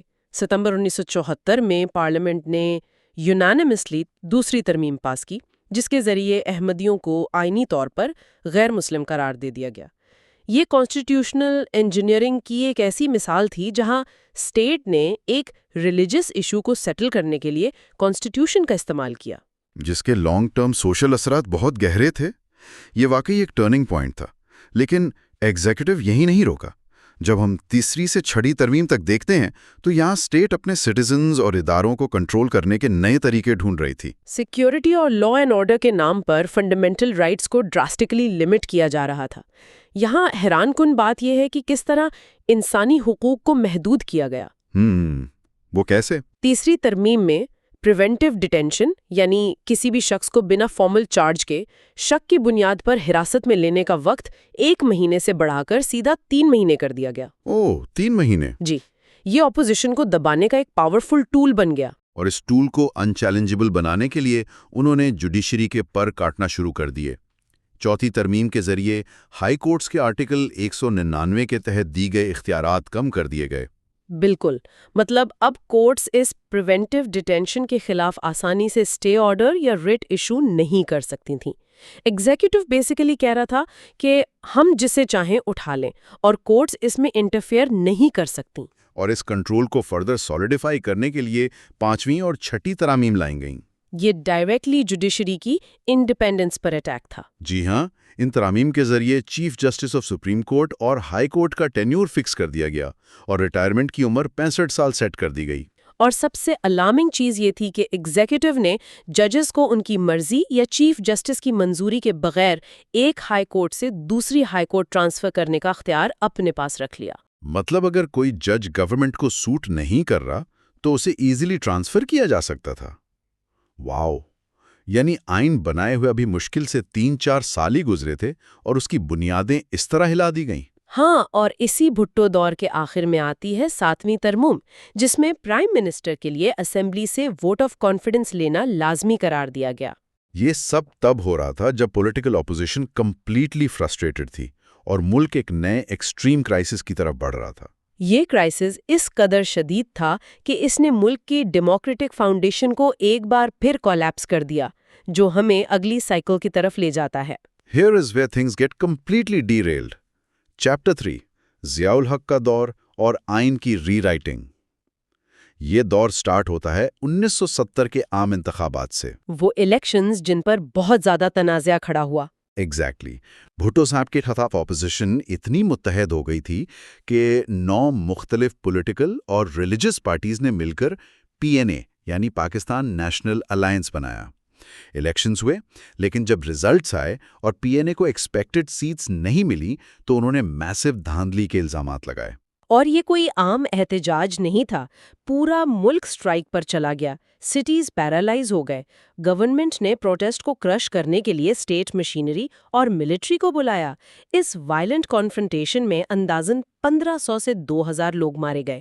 2000 لوگ، یہ ایک بہت بڑا نمبر ہے۔ بالکل، پورا پولیٹیکل سسٹم اور law and order gridlock کا شکار ہو چکا تھا۔ اور اس افراتفری اور پاور ویکیوم کا ڈائریکٹلی فائدہ اٹھایا ملٹری لیڈرشپ نے۔ جولائی 1977 میں جنرل ضیاء الحق نے گورنمنٹ کا تختہ الٹ دیا اور مارشل لا لگا دیا۔ لیکن یہاں سب سے حیران کن بات یہ ہے کہ اس مارشل لا کو عدالتی سہارا کیسے ملا۔ یہ ہماری کانسٹیٹیوشنل ہسٹری کا ایک بہت ڈارک چیپٹر ہے۔ بیگم نصرت بھٹو نے اس مارشل لا کو سپریم کورٹ میں چیلنج کیا، لیکن سپریم کورٹ نے مارشل لا کو ایلیگل قرار دینے کے بجائے نظریہ ضرورت یعنی ڈاکٹرائن آف نیسیسٹی کا سہارا لیا۔ وہی پرانا نظریہ ضرورت۔ جی ہاں، کورٹ نے رولنگ دی کہ ملک کے حالات اس قدر خراب تھے کہ ملٹری کا ٹیک اوور کرنا اسٹیٹ کے سروائیول کے لیے ایک ایکسٹرا کانسٹیٹیوشنل نیسیسٹی تھی۔ اس ایک ججمنٹ نے آئینی تبدیلیوں اور ملٹری رول کو قانونی جواز فراہم کر دیا۔ اور لیگل کور ملتے ہی ضیاء الحق نے آئین کو پوری طرح ری رائٹ کرنا شروع کر دیا۔ ایگزیکٹلی، پہلے پارلیمنٹ ڈیزالو کی، پھر 1981 میں ایک PCO یعنی پروویژنل کانسٹیٹیوشنل آرڈر جاری کیا، جس نے 1973 کے آئین کی روح ہی بدل دی۔ اور اسی دور میں آئین کے اندر آرٹیکل 62 اور 63 شامل کیے گئے، وہی صادق اور امین کی شرائط۔ چلیں اس کو سمجھتے ہیں۔ اس کانسٹیٹیوشنل انجینئرنگ کا ریپل ایفیکٹ اتنا میسو تھا کہ ہم نے ڈیکیڈز بعد بھی دیکھا کہ انہی آرٹیکلز کو ویپنائز کر کے سٹنگ پرائم منسٹرز کو ڈسکوالیفائی کیا گیا۔ ایبسلیوٹلی، ضیاء الحق ایسنشلی آئین کے بیسک پارلیمنٹری سٹرکچر کو ڈسمینٹل کر رہے تھے، اور اس ڈسمینٹلنگ کا پیک تھا 1985 کی 8ویں ترمیم۔ 8th amendment. جی، 1973 کا آئین اسپیسیفکلی ڈیزائن کیا گیا تھا تاکہ پاور پرائم منسٹر اور پارلیمنٹ کے پاس رہے اور صدر ایک سیریمونیل فگر ہو۔ لیکن 8ویں ترمیم نے اس بیلنس کو کمپلیٹلی فلپ کر دیا۔ طاقت کا مرکز پرائم منسٹر سے نکل کر سیدھا پریزیڈنٹ کے آفس یعنی ضیاء الحق کے ہاتھ میں چلا گیا۔ یہ ایک ماسٹر سٹروک تھا کنٹرول مینٹین کرنے کا۔ صدر کے پاس اچانک یہ پاور آ گئی کہ وہ جب چاہے الیکٹڈ پارلیمنٹ کو ڈیزالو کر دے، اور انہوں نے اس کو یوز بھی کیا۔ بالکل یوز کیا۔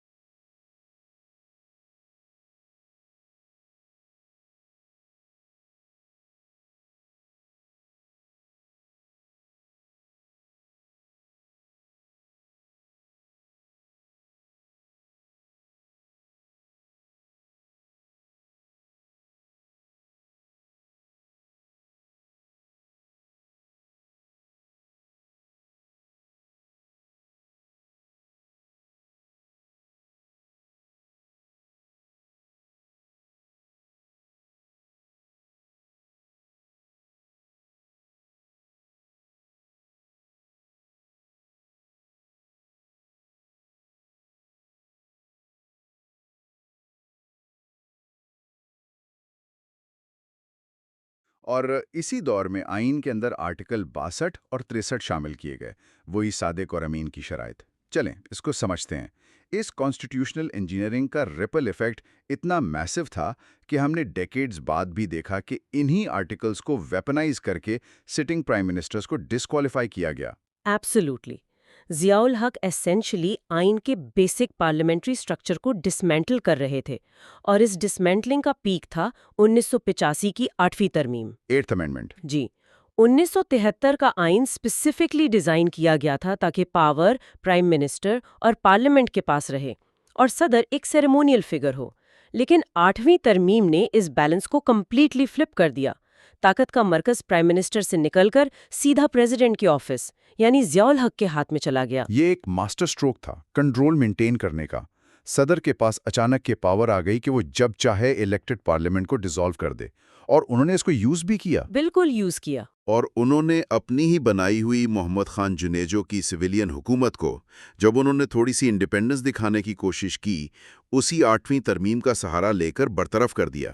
ایک سویلین ڈکٹیٹر کا کانسیپٹ فارملی انسٹیٹیوشنلائزڈ ہو گیا۔ اور یہ 8ویں ترمیم اور اس کی آرٹیکل 58(2)(b) کی تلوار اگلے پورے ڈیکیڈ تک ہر الیکٹڈ گورنمنٹ کے سر پر لٹکتی رہی، جس سے پولیٹیکل انسٹیبلٹی کا ایک نیا دور شروع ہوا۔ اور اس انسٹیبلٹی کو ہم کور کریں گے نیکسٹ سیکشن میں۔ چیپٹر 4، 1988 سے 1999 کی سیاسی کشمکش اور آئینی رسہ کشی۔ یہ دہائی تو پوری میوزیکل چیئرز کی طرح تھی۔ بالکل۔ 1988 میں ضیاء الحق کی اچانک موت کے بعد جب الیکشنز ہوئے تو بے نظیر بھٹو کی واپسی ہوئی اور نئے سویلین دور کا آغاز ہوا، لیکن بے نظیر اور نواز شریف آلٹرنیٹ کرتے رہے اور دونوں ہی کمپلیٹلی ولنریبل تھے۔ بے نظیر بھٹو جب پاور میں آئیں تو ان کے پاس چیلنجز کا ایک پہاڑ تھا۔ سوسائٹی اتنی ڈیپلی ریڈیکلائزڈ ہو چکی تھی کہ رائٹ ونگ ایلیمنٹس نے اوپنلی یہ جدوجہد شروع کر دی کہ ایک خاتون ایک اسلامی ریاست کی سربراہ کیسے ہو سکتی ہے، جو کہ ایک مینوفیکچرڈ جینڈر کنٹروورسی تھی انہیں انڈرمائن کرنے کے لیے۔ بالکل۔ پھر عالمی سطح پر سلمان رشدی کی کتاب پر رائٹس شروع ہو گئے، جس کا بیکلیش پاکستان میں آیا۔ اور ڈومیسٹکلی حالات اور بھی خراب تھے۔ سندھ خصوصاً کراچی اور حیدرآباد میں شدید نسلی فسادات یعنی ایتھنک وائلنس شروع ہو گیا تھا۔ لا اینڈ آرڈر پریکٹیکلی ایگزسٹ نہیں کرتا تھا، اور ان سب کے اوپر ان کی اپنی ہی بھائی مرتضی بھٹو کے ساتھ شدید کشیدگی، اور پھر 1996 میں مرتضی بھٹو کا ٹریجیکل قتل، یہ ایسے دھچکے تھے جنہوں نے ان کی گورنمنٹ کو اندر سے ہلا دیا تھا۔ لیکن ان سب سے بڑا خطرہ وہ آئینی بھوت تھا جو صدر کے آفس میں بیٹھا تھا، آرٹیکل 54(2)(b۔ ہاں، وہ ڈیموکلیس کی تلوار۔ جی، صدر غلام اسحاق خان اور بعد میں فاروق لغاری نے اسی پاور کا بار بار استعمال کیا۔ انہوں نے کرپشن، نیپوٹزم اور ہارس ٹریڈنگ کے چارجز لگا کر پہلے بے نظیر بھٹو اور پھر نواز شریف کی حکومتوں کو وقت سے پہلے ہی پیک کر دیا۔ یہ پولیٹیکل ڈیسیژنز کورٹ میں چیلنج بھی ہوئے۔ ہاں، طارق رحیم کیس، شیرپاؤ کیس اور Nawaz Sharif versus federation cases. عدالتوں نے کچھ کیسز میں پریزیڈنشل آرڈر کو برقرار رکھا اور ایک بار نواز شریف کو بحال بھی کیا، لیکن پریشر اتنا تھا کہ الٹیمیٹلی انہیں ریزائن ہی کرنا پڑا۔ سسٹم ٹوٹلی ڈس فنکشنل ہو چکا تھا۔ اوکے، اب فاسٹ فارورڈ کرتے ہیں 1997 پر۔ نواز شریف کو الیکشنز میں 2/3 میجورٹی ملتی ہے، جسے ہیوی مینڈیٹ کہا گیا۔ بالکل، ایک بہت بڑی میجورٹی۔ اب ان کے پاس پاور تھی کہ وہ آئین کو واپس اپنے حساب سے انجینئر کریں، اور انہوں نے وقت ضائع نہیں کیا۔ فوراً 13ویں ترمیم یعنی 13th امینڈمنٹ لائی گئی۔ اس نے آرٹیکل 58(2)(b) کا صفایا کر دیا اور صدر سے پارلیمنٹ ڈیزالو کرنے کی طاقت چھین کر واپس پرائم منسٹر کے آفس میں لے آئی۔ بیلنس آف پاور دوبارہ شفٹ ہو گیا، اور اسی کے ساتھ وہ 14ویں ترمیم بھی لائے، جس کے ذریعے آرٹیکل 63(a) آئین میں آیا۔ فلور کراسنگ کو روکنے کے لیے۔ جی، اس کا مقصد فلور کراسنگ یا ہارس ٹریڈنگ کو روکنا تھا۔ بنیادی طور پر اس نے پارٹی لیڈر کو یہ ایبسولوٹ پاور دے دی کہ اگر کوئی پارلیمنٹری ممبر پارٹی لائن کے خلاف ووٹ کرے تو اسے ڈسکوالیفائی کیا جا سکتا ہے۔ پرائم منسٹر اب پارلیمنٹری ریوولٹ سے ٹوٹلی سیکیور ہو چکے تھے۔ پھر انہوں نے 15ویں ترمیم پاس کروانی چاہی، جو کہ شریعت بل تھا۔ وہ اسمبلی سے تو پاس ہو گیا، لیکن سینٹ میں اٹک گیا۔ साथ ही 16वीं तरमीम पास हुई जिसके तहत सिविल सर्विसेज में कोटा सिस्टम की मुद्दत को मजीद एक्सटेंड कर दिया गया। लेकिन यहाँ जो चीज सबसे क्रिटिकल है वो ये कि जब प्राइम मिनिस्टर आईनी तौर पर कंप्लीटली सिक्योर हो गए तो उनका पावर स्ट्रगल दूसरे स्टेट इंस्टीट्यूशंस के साथ शुरू हो गया। हाँ, वो क्लासिक टकराव। उनका सीधा टकराव अदलिया और फौज से हुआ। चीफ जस्टिस सज्जाद अली शाह के साथ उनका शदीद इख्तिलाफ पैदा हुआ जो एंटी टेररिज्म कोर्ट्स के क़याम और सुप्रीम कोर्ट में जजेस के एलिवेशन पर था। ये क्लैश इतना टॉक्सिक हो गया कि बात सुप्रीम कोर्ट की बिल्डिंग पर पॉलिटिकल वर्कर्स के हमले तक पहुंच गई और इवेंचुअली चीफ जस्टिस को ही हटना पड़ा। और मिलिट्री के साथ ट्रस्ट डेफिसिट भी अपने पीक पर था। बिल्कुल। पहले उन्होंने आर्मी चीफ जनरल जहांगीर करामत से एक पॉलिसी स्टेटमेंट पर इस्तीफा ले लिया। फिर जब जनरल परवेज मुशर्रफ चीफ बने तो कारगिल वॉर का वाकया पेश आया, जिसके बाद सिविल और मिलिट्री लीडरशिप के दरमियान बयानात की जंग और मिसट्रस्ट पब्लिक हो गया। और इसका क्लाइमेक्स तो सबको याद है। जी, इस इंस्टीट्यूशनल क्लैश का फाइनल शोडाउन 12 अक्टूबर 1999 को हुआ, जब नवाज शरीफ ने जनरल मुशर्रफ की फ्लाइट को लैंड करने से रोकने की कोशिश की, यानी तैयारा हाईजैकिंग इंसिडेंट, और उसके नतीजे में आर्मी ने फॉर्मली गवर्नमेंट का टेक ओवर कर लिया, जिसके साथ ही हमारी कॉन्स्टिट्यूशनल इंजीनियरिंग की कहानी एक नए फेज में दाखिल हो जाती है। एब्सोल्युटली। ये हमें ले आता है चैप्टर 5, परवेज मुशर्रफ का दौर और 17वीं तरमीम। मुशर्रफ ने जब टेक ओवर किया तो उन्होंने पिछले डिक्टेटर्स की तरह मार्शल लॉ डिक्लेयर नहीं किया। हाँ, उन्होंने एक नया रास्ता चुना। उन्होंने अपने लिए एक कंप्लीटली नया टाइटल इन्वेंट किया, चीफ एग्जीक्यूटिव। और आते ही उन्होंने एक 7 पॉइंट एजेंडा अनाउंस किया जिसमें गवर्नेंस बेहतर करना, इकोनॉमी को रिवाइव करना और करप्शन खत्म करना शामिल था। लेकिन प्लेबुक वही पुराना था। एग्जैक्टली। उन्होंने भी पीसीओ जारी किया और सुप्रीम कोर्ट के जजेस को मजबूर किया कि वो नए पीसीओ के तहत हल्फ उठाएं। एक नेशनल सिक्योरिटी काउंसिल यानी एनएससी बनाई गई ताकि मिलिट्री का पॉलिटिकल डिसीजन मेकिंग में परमानेंट रोल हो। और वो एनआरबी वाला सेटअप? हाँ, एक नेशनल रिकंस्ट्रक्शन ब्यूरो कायम किया गया जो बुनियादी तौर पर उनकी इंटेलेक्चुअल लैब थी। एनआरबी ने लोकल गवर्नमेंट सिस्टम और पुलिस ऑर्डर 2002 जैसी बातें मुतारफ करवाईं ताकि ग्रास रूट लेवल पर उनका पॉलिटिकल बेस बन सके। फिर 9/11 का वाकया होता है और दुनिया की पॉलिटिक्स बदल जाती है। वॉर ऑन टेरर शुरू होती है और मुशर्रफ अमेरिका के कीलाए बन जाते हैं, जिससे उनकी रिजीम को मैसिव इंटरनेशनल लेजिटिमेसी और फंडिंग मिलती है। अपने रोल को परमानेंटली सिविलाइज करने के लिए मुशर्रफ 2002 में इलेक्शंस करवाते हैं। लेकिन वो भी फ्री एंड फेयर नहीं थे। बिल्कुल। उन इलेक्शंस को मैनिपुलेट करके स्टेट मशीनरी एक नई किंग्स पार्टी क्रिएट करती है, पाकिस्तान मुस्लिम लीग काफ। मीर जफरुल्लाह जमाली इस सेटअप में प्राइम मिनिस्टर बन जाते हैं। But here's the major catch. Musharraf अब प्रेसिडेंट थे, लेकिन 13वीं तरमीम की वजह से कॉन्स्टिट्यूशन टेक्निकली प्राइम मिनिस्टर को ज्यादा पावर दे रहा था। राइट, वो जो नवाज शरीफ ने चेंज किया था। जी, इसलिए मुशर्रफ 17वीं तरमीम लाए और ये लिटरली हिस्ट्री रिपीटिंग इटसेल्फ था। जिस तरह ज़ियाउल हक ने 8वीं तरमीम के जरिए ताकत सदर को दी थी, मुशर्रफ ने 17वीं तरमीम के जरिए वो ताकत प्राइम मिनिस्टर से छीनकर वापस प्रेसिडेंसी में शिफ्ट कर दी। बैलेंस ऑफ पावर एक बार फिर एक शख्स के हाथ में सेंट्रलाइज्ड हो गया। बिल्कुल ऐसा ही हुआ। लेकिन कहते हैं ना कि एब्सोल्यूट पावर करप्ट्स एब्सोल्यूटली, या कम से कम सिस्टम को फ्रेजाइल जरूर कर देती है। मुशर्रफ का ये बहुत मजबूत नजर आने वाला दौर भी इंटरनल कॉन्ट्रडिक्शंस का शिकार हो गया, और उनका जवाल शुरू होता है उस इदारे से टकराव के बाद जिसे यूजुअली सबसे ज्यादा डोसाइल समझा जाता था, अदलिया।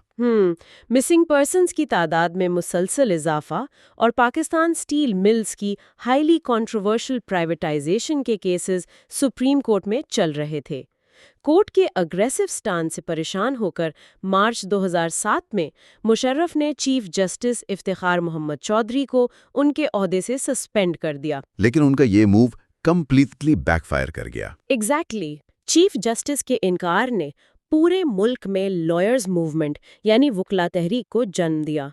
ये एक ऐसी सिविल सोसाइटी मूवमेंट थी जिसने डिकेड्स की खामोशी तोड़ दी और अवाम को सड़कों पर ला खड़ा किया। हालात इतने आउट ऑफ कंट्रोल हो गए थे कि स्टेट को फाइनली कॉम्प्रोमाइज करना पड़ा। अवामी दबाव और पॉलिटिकल ग्रिडलॉक को तोड़ने के लिए 2007 में एनआरओ यानी नेशनल रिकंसिलिएशन ऑर्डिनेंस मुतारिफ करवाया गया। جو بیسکلی ایک پولیٹیکل ایمنیسٹی تھی۔ ہاں، جس کے تحت پولیٹیکلی موٹیویٹڈ کرپشن کیسز ختم کیے گئے تاکہ بینظیر بھٹو اور نواز شریف جو سالوں سے ایگزائل میں تھے وہ سیفلی ملک واپس آ سکیں اور سسٹم کو تھوڑی ڈیموکریٹک لیجیٹمیسی مل سکے۔ مشرف نے اس نئی ویو کو روکنے کے لیے 3 نومبر کو ایمرجنسی بھی لگائی، کانسٹیٹیوشن کو سسپینڈ کیا، لیکن موومنٹ اب رکنے والی نہیں تھی۔ اور پھر دسمبر 2007 میں ایک ایسی ٹریجڈی ہوئی جس نے پورے پولیٹیکل لینڈسکیپ کو جھنجھوڑ کر رکھ دیا، بینظیر بھٹو کی شہادت۔ ایک بہت ہی سیاہ دن تھا وہ۔ جی، اس ایک واقعے نے اسٹیٹ کی بنیادیں ہلا دیں اور یہ واضح کر دیا کہ مشرف کا سینٹرلائزڈ اور انجینئرڈ سسٹم مزید نہیں چل سکتا۔ الٹیمیٹلی انہیں اقتدار چھوڑنا پڑا اور 2008 کے نئے جنرل الیکشنز کی طرف ملک چل پڑا۔ ان ساری چیزوں کو کلوزلی اینالائز کرنے کے بعد، اس long history of amendments, military takeovers اور سویلین کلیشز کو دیکھنے کے بعد انسان واقعی رک کر سوچنے پر مجبور ہو جاتا ہے کہ ان سب اسٹریٹجیز کا اینڈ گیم کیا تھا۔ اس سے ایک اہم سوال پیدا ہوتا ہے، جب کسی ملک کے نظام اور اس کی بنیادی آئینی دستاویز کو بار بار وقتی سیاسی ضروریات، رجیم سروائیول اور ذاتی طاقت کو طوالت دینے کے لیے انجینئر کیا جاتا ہے، تو کیا وہ آرٹیفیشل نظام بنانے والے خود ایک دن اسی نظام کے بوجھ تلے کرش نہیں ہو جاتے؟ یہ واقعی ایک بہت پروفاؤنڈ تھاٹ ہے جس پر غور کرنے کی ضرورت ہے۔ یہ پیورلی انجینئرڈ اور سینٹرلائز تاریخ کا سیاہ دور 2007-2008 کے اس آئینی اور سیاسی بحران پر آ کر اپنے انجام کو پہنچتا ہے۔ لیکن جیسا کہ ہم جانتے ہیں، کہانی یہاں ختم نہیں ہوتی۔ پاکستان کی تاریخ ایک بالکل نئے جمہوری دور میں داخل ہونے والی ہے۔ یہ سلسلہ یوں ہی آگے بڑھتا رہے گا۔ 2008 سے 2013 کا دور، سیاسی مہاجرائی اور جوڈیشل ایکٹیویزم۔ اس دور کا آغاز ہی ایک بہت بڑے سانحے سے ہوتا ہے جس نے پورے ملک کو ہلا کر رکھ دیا تھا، محترمہ بینظیر بھٹو کی شہادت۔ ہاں، وہ واقعی ایک بہت بڑا شوق تھا۔ جی، اور اسی دکھ اور افراتفری کے ماحول میں 2008 کے انتخابات ہوئے، لیکن یہاں ایک اہم پوائنٹ یہ ہے کہ کئی بڑی سیاسی جماعتوں نے ان الیکشنز کا باقاعدہ بائیکاٹ کر دیا تھا۔ جیسے کہ میں نوٹس میں دیکھ رہا تھا کہ P T I, Jamaat Islami, پی کے میپ اور بی این پی مینگل نے تو حصہ ہی نہیں لیا تھا۔ بالکل، اور اس کا نتیجہ یہ نکلا کہ پیپلز پارٹی نے وفاق میں حکومت بنائی اور پھر مسلم لیگ نون کے ساتھ پاور شیئرنگ کا ایک معاہدہ کر لیا جسے مری ڈکلیریشن کہا جاتا ہے۔ اب یہاں میں تھوڑا کنفیوز تھا، مطلب پیپلز پارٹی اور نی لیگ تو ہمیشہ سے سخت سیاسی مخالف رہی ہیں، یہ اچانک ایک پیج پر کیسے آ گئی؟ ان کا تو تاریخی تضاد بنتا ہے۔ یہ کنفیوژن بہت نیچرل ہے۔ اگر آپ ان کی ہسٹری دیکھیں تو ان کی جڑیں ایک دوسرے کے بالکل اپوزٹ ہیں۔ پیپلز پارٹی 1980 کی دہی میں ایم آر ڈی یعنی movement for restoration of democracy سے ابھری تھی۔ یعنی وہ ایک اینٹی اسٹیبلشمنٹ فورس تھی، ایگزیکٹلی۔ جبکہ دوسری طرف مسلم لیگ نون کی بنیاد ضیاء دور میں پڑی تھی۔ تو یہ جو ان کا اتحاد تھا، مری ڈکلیریشن والا، یہ کسی نظریے کی بنیاد پر نہیں تھا بلکہ وقتی ضرورت تھی۔ نمبرز گیم تھی ساری۔ جی، اور جب دو ایسی جماعتیں جن کا تاریخی اور نظریاتی پس منظر اتنا مختلف ہو، وہ صرف اقتدار کے لیے ملتی ہیں تو وہ اتحاد زیادہ دیر چل نہیں پاتا، اور جلد ہی یہ اتحاد کمزور پڑنا شروع ہو گیا۔ اور ان کے درمیان جو سب سے بڑا اختلاف سامنے آیا وہ ججوں کی بحالی کے مسئلے پر تھا۔ بالکل۔ یہ بڑا انٹرسٹنگ ہے۔ نون لیگ چاہتی تھی کہ جو جج معطل ہوئے ہیں انہیں فوری طور پر ایک سمپل ایگزیکٹو آرڈر کے ذریعے بحال کر دیا جائے، لیکن پیپلز پارٹی کا موقف اس سے مختلف تھا۔ ہاں، وہ کہہ رہے تھے کہ نہیں، اس کے لیے باقاعدہ آئینی ترمیم ہونی چاہیے۔ اسی بات پر نون لیگ نے وفاقی کابینہ سے استعفیٰ دے دیا، پھر لانگ مارچ کا اعلان ہوا اور آخر کار سسٹم کو بچانے کے لیے چیف جسٹس افتخار چودھری کو بحال کرنا پڑا۔ جی، وہ ایک بہت ٹینشن والا وقت تھا۔ لیکن here's where it gets really interesting, مطلب ججوں کی بحالی تو ہو گئی، لیکن اس کے بعد وکلاء کی جو تحریک تھی اس نے ایک عجیب ہی شکل اختیار کر لی۔ وہ ایک بہت طاقتور پریشر گروپ بن گئے۔ میں سمجھتی ہوں اس چیز کو ہائی لائٹ کرنا بہت ضروری ہے۔ وکلاء کی تحریک شروع تو رول آف لاء کے لیے ہوئی تھی، لیکن بحالی کے بعد ہم نے دیکھا کہ ایک نیا ٹرینڈ سیٹ ہو گیا۔ ججوں کے کمروں کو تالے لگائے جا رہے تھے۔ جی بالکل، پولیس کے ساتھ لڑائیاں شروع ہو گئیں۔ ایسا لگنے لگا جیسے وہ خود کو قانون سے بالاتر سمجھنے لگے ہیں۔ یہ سیاسی انجینئرنگ کے نتیجے میں پیدا ہونے والا ایک بہت ان ایکسپیکٹڈ سماجی چیلنج تھا۔ اور اس جوڈیشل ایکٹیویزم کا نشانہ صرف نچلی عدالتیں نہیں تھیں بلکہ سیدھا وزیر اعظم کو بھی ہٹ کیا گیا۔ یعنی NRO کیس کی اگر ہم بات کریں، او ہاں، یوسف رضا گیلانی کا کیس۔ سپریم کورٹ نے انہیں حکم دیا کہ صدر زرداری کے خلاف سوئس حکام کو خط لکھیں، اور حکومت نے آرٹیکل 245 کے تحت صدارتی استثناء کا جواز پیش کیا کہ ہیڈ آف اسٹیٹ کو تو امیونٹی حاصل ہے۔ لیکن عدالت نے وہ جواز مسترد کر دیا۔ اور سزا کیا ملی؟ مطلب نوٹس میں لکھا ہے کہ انہیں صرف 30 سیکنڈ کی سزا سنائی گئی۔ جی، صرف 30 سیکنڈ۔ یہ تو بہت سمبولک سی سزا لگتی ہے۔ سزا بظاہر سمبولک تھی، لیکن اس کا قانونی امپیکٹ بہت بڑا تھا۔ اسی 30 سیکنڈ کی توہین عدالت کی وجہ سے انہیں آرٹیکل 62 اور 63 کے تحت نااہل کر دیا گیا۔ یعنی ایک منتخب وزیر اعظم کو گھر بھیج دیا گیا؟ جی، مصنف اسے پولیٹیکل اور کانسٹیٹیوشنل انجینئرنگ کی ایک بڑی مثال کہتے ہیں، جہاں عدلیہ نے براہ راست ایگزیکٹو کے کاموں میں مداخلت کی۔ اور اسی دور میں ایک اور بہت بڑا سکینڈل آیا، میمو گیٹ سکینڈل، جس نے سویلین حکومت اور ملٹری کے درمیان کشیدگی کو عروج پر پہنچا دیا۔ منصور اعجاز اور حسین حقانی والا معاملہ۔ بالکل، اس نے سول ملٹری تعلقات میں ایک بہت بڑا ٹرسٹ ڈیفیسٹ پیدا کر دیا۔ خیر، یہ تو محاذ آرائی تھی، لیکن اس دوران پارلیمنٹ کچھ آئینی ترامیم بھی کر رہی تھی، جیسے 18ویں ترمیم۔ 18ویں ترمیم تو بہت مشہور ہے صوبائی خود مختاری کے حوالے سے، لیکن اس کے ساتھ ساتھ 19ویں اور 20ویں ترمیم کا بیک گراؤنڈ بھی بہت دلچسپ ہے۔ ہاں، میں وہی دیکھ رہا تھا۔ 18ویں ترمیم کے بعد تو ججوں کی تعیناتی کا اختیار پارلیمنٹ کے پاس آ گیا تھا نا؟ جی، ایسا ہی ہے، لیکن جوڈیشری نے اس پر سخت رد عمل دیا، جس کے نتیجے میں پارلیمنٹ کو 19ویں ترمیم لانی پڑی اور ججوں کی تعیناتی کا وہ اختیار واپس جوڈیشل کمیشن کو دے دیا گیا۔ یہ ایک proper institutional tug of war تھی۔ اور پھر 20ویں ترمیم آئی۔ جی، جس میں الیکشن کمیشن کے ممبران کی مدت 5 سال مقرر کی گئی تاکہ انتخابات میں شفافیت آ سکے۔ چلیں اب اگلی دہائی کی طرف چلتے ہیں۔ دوسرا باب 2013 سے 2018 کا دور، دھرنے، دہشت گردی اور پاناما پیپرز۔ یہ باب شروع ہوتا ہے 2013 کے انتخابات سے۔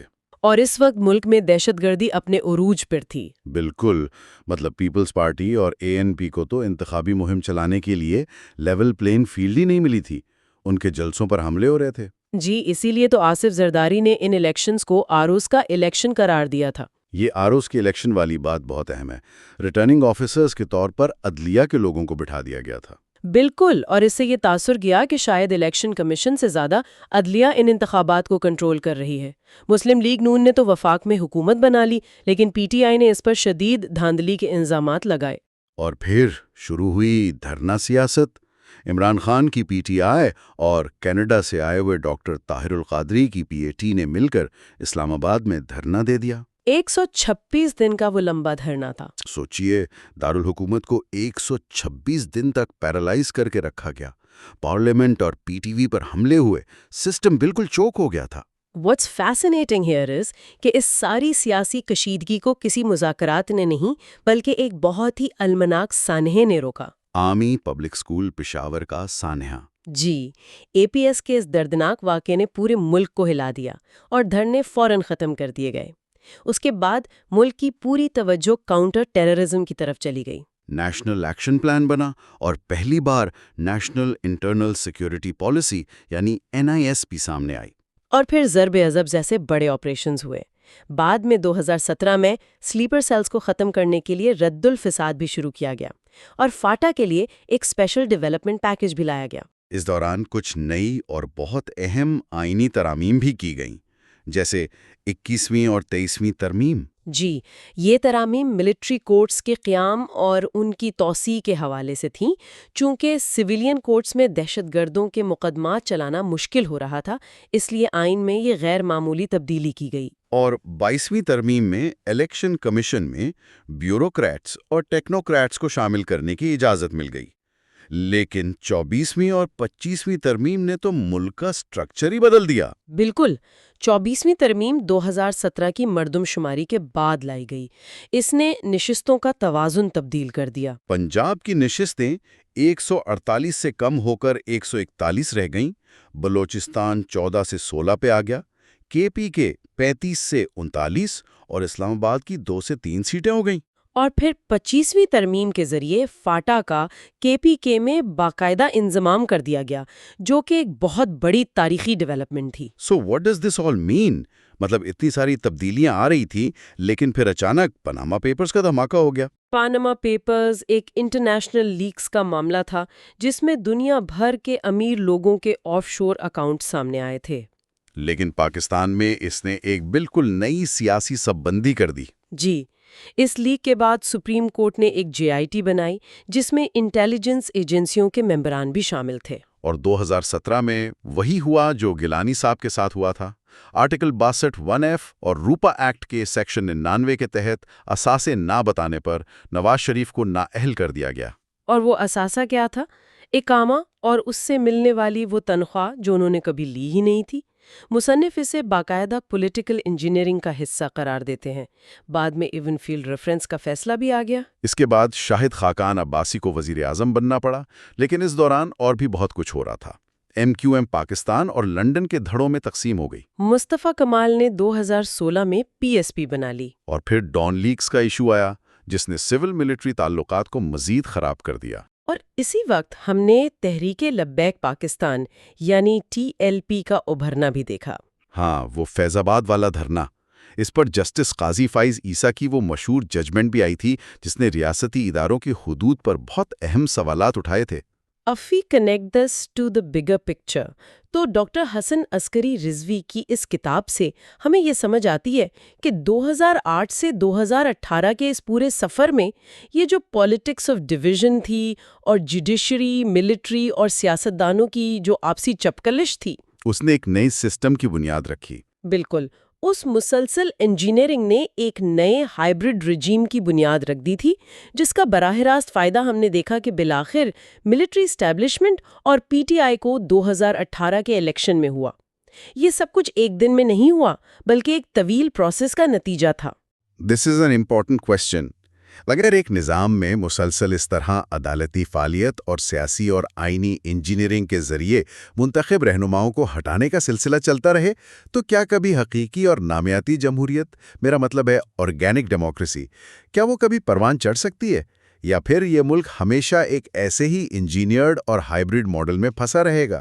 یہ ایک ایسا سوال ہے جس پر میرا خیال ہے ہر باشعور ذہن کو خود غور کرنا چاہیے۔ 2018 کے جنرل الیکشنز، یہاں سے کہانی شروع ہوتی ہے۔ اصل پوائنٹ آف ڈپارچر یہی ہے۔ بالکل، اس چیپٹر کا آغاز کچھ اہم سٹیٹسٹکس سے ہوتا ہے جو گراؤنڈ ریالٹی کو سمجھنے کے لیے ضروری ہیں۔ 2018 کے الیکشنز میں پاکستان میں ٹوٹل 105.96 ملین رجسٹرڈ ووٹرز تھے، جو کہ ایک بہت بڑا نمبر ہے۔ بڑا نمبر ہے، اور ووٹنگ ٹرن آؤٹ لگ بھگ 73.4% رہا۔ اس الیکشن کا سب سے بڑا اور واضح نتیجہ یہ تھا کہ پاکستان تحریک انصاف یعنی PTI نے 31.8% ووٹس لے کر جیت حاصل کی۔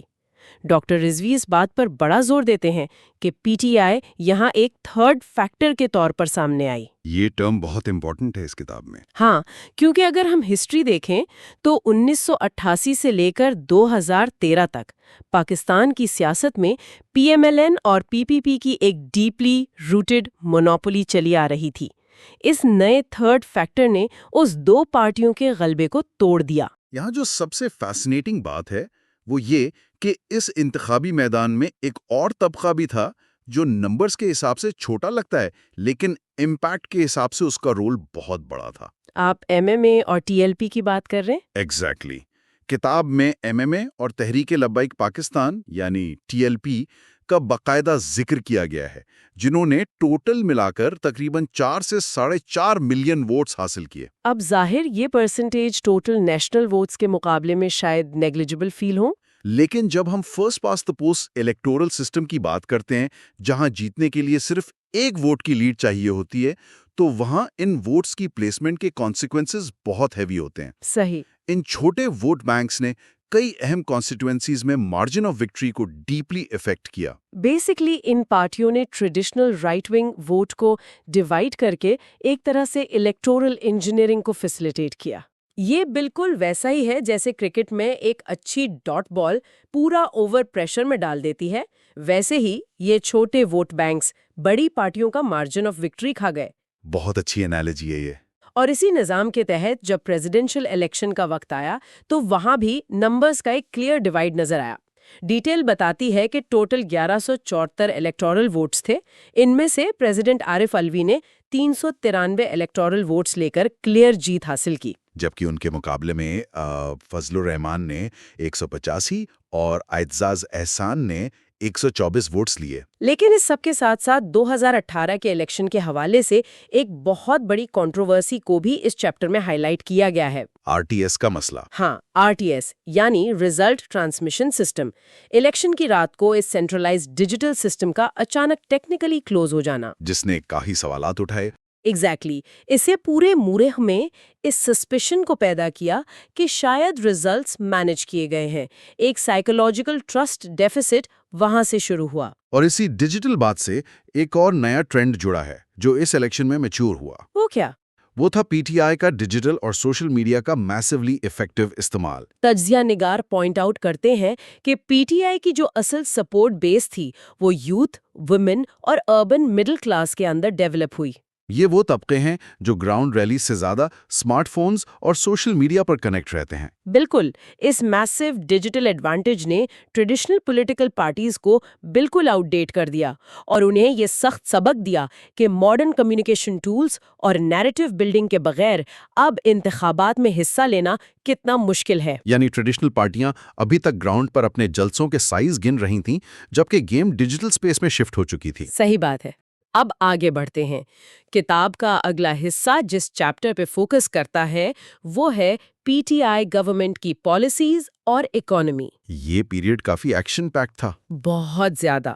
2018 کے بعد جب گورنمنٹ بن گئی تو کتاب کے مطابق یہ 2018 سے 2024 کا جو پورا دور تھا یہ ہائیلی پارٹیسن اور انتہائی کانفرنٹیشنل تھا. پولرائزیشن اپنے عروج پر تھی. سیاست کا ایڈیم یعنی بات کرنے کا جو لہجہ تھا وہ کافی رف رہا.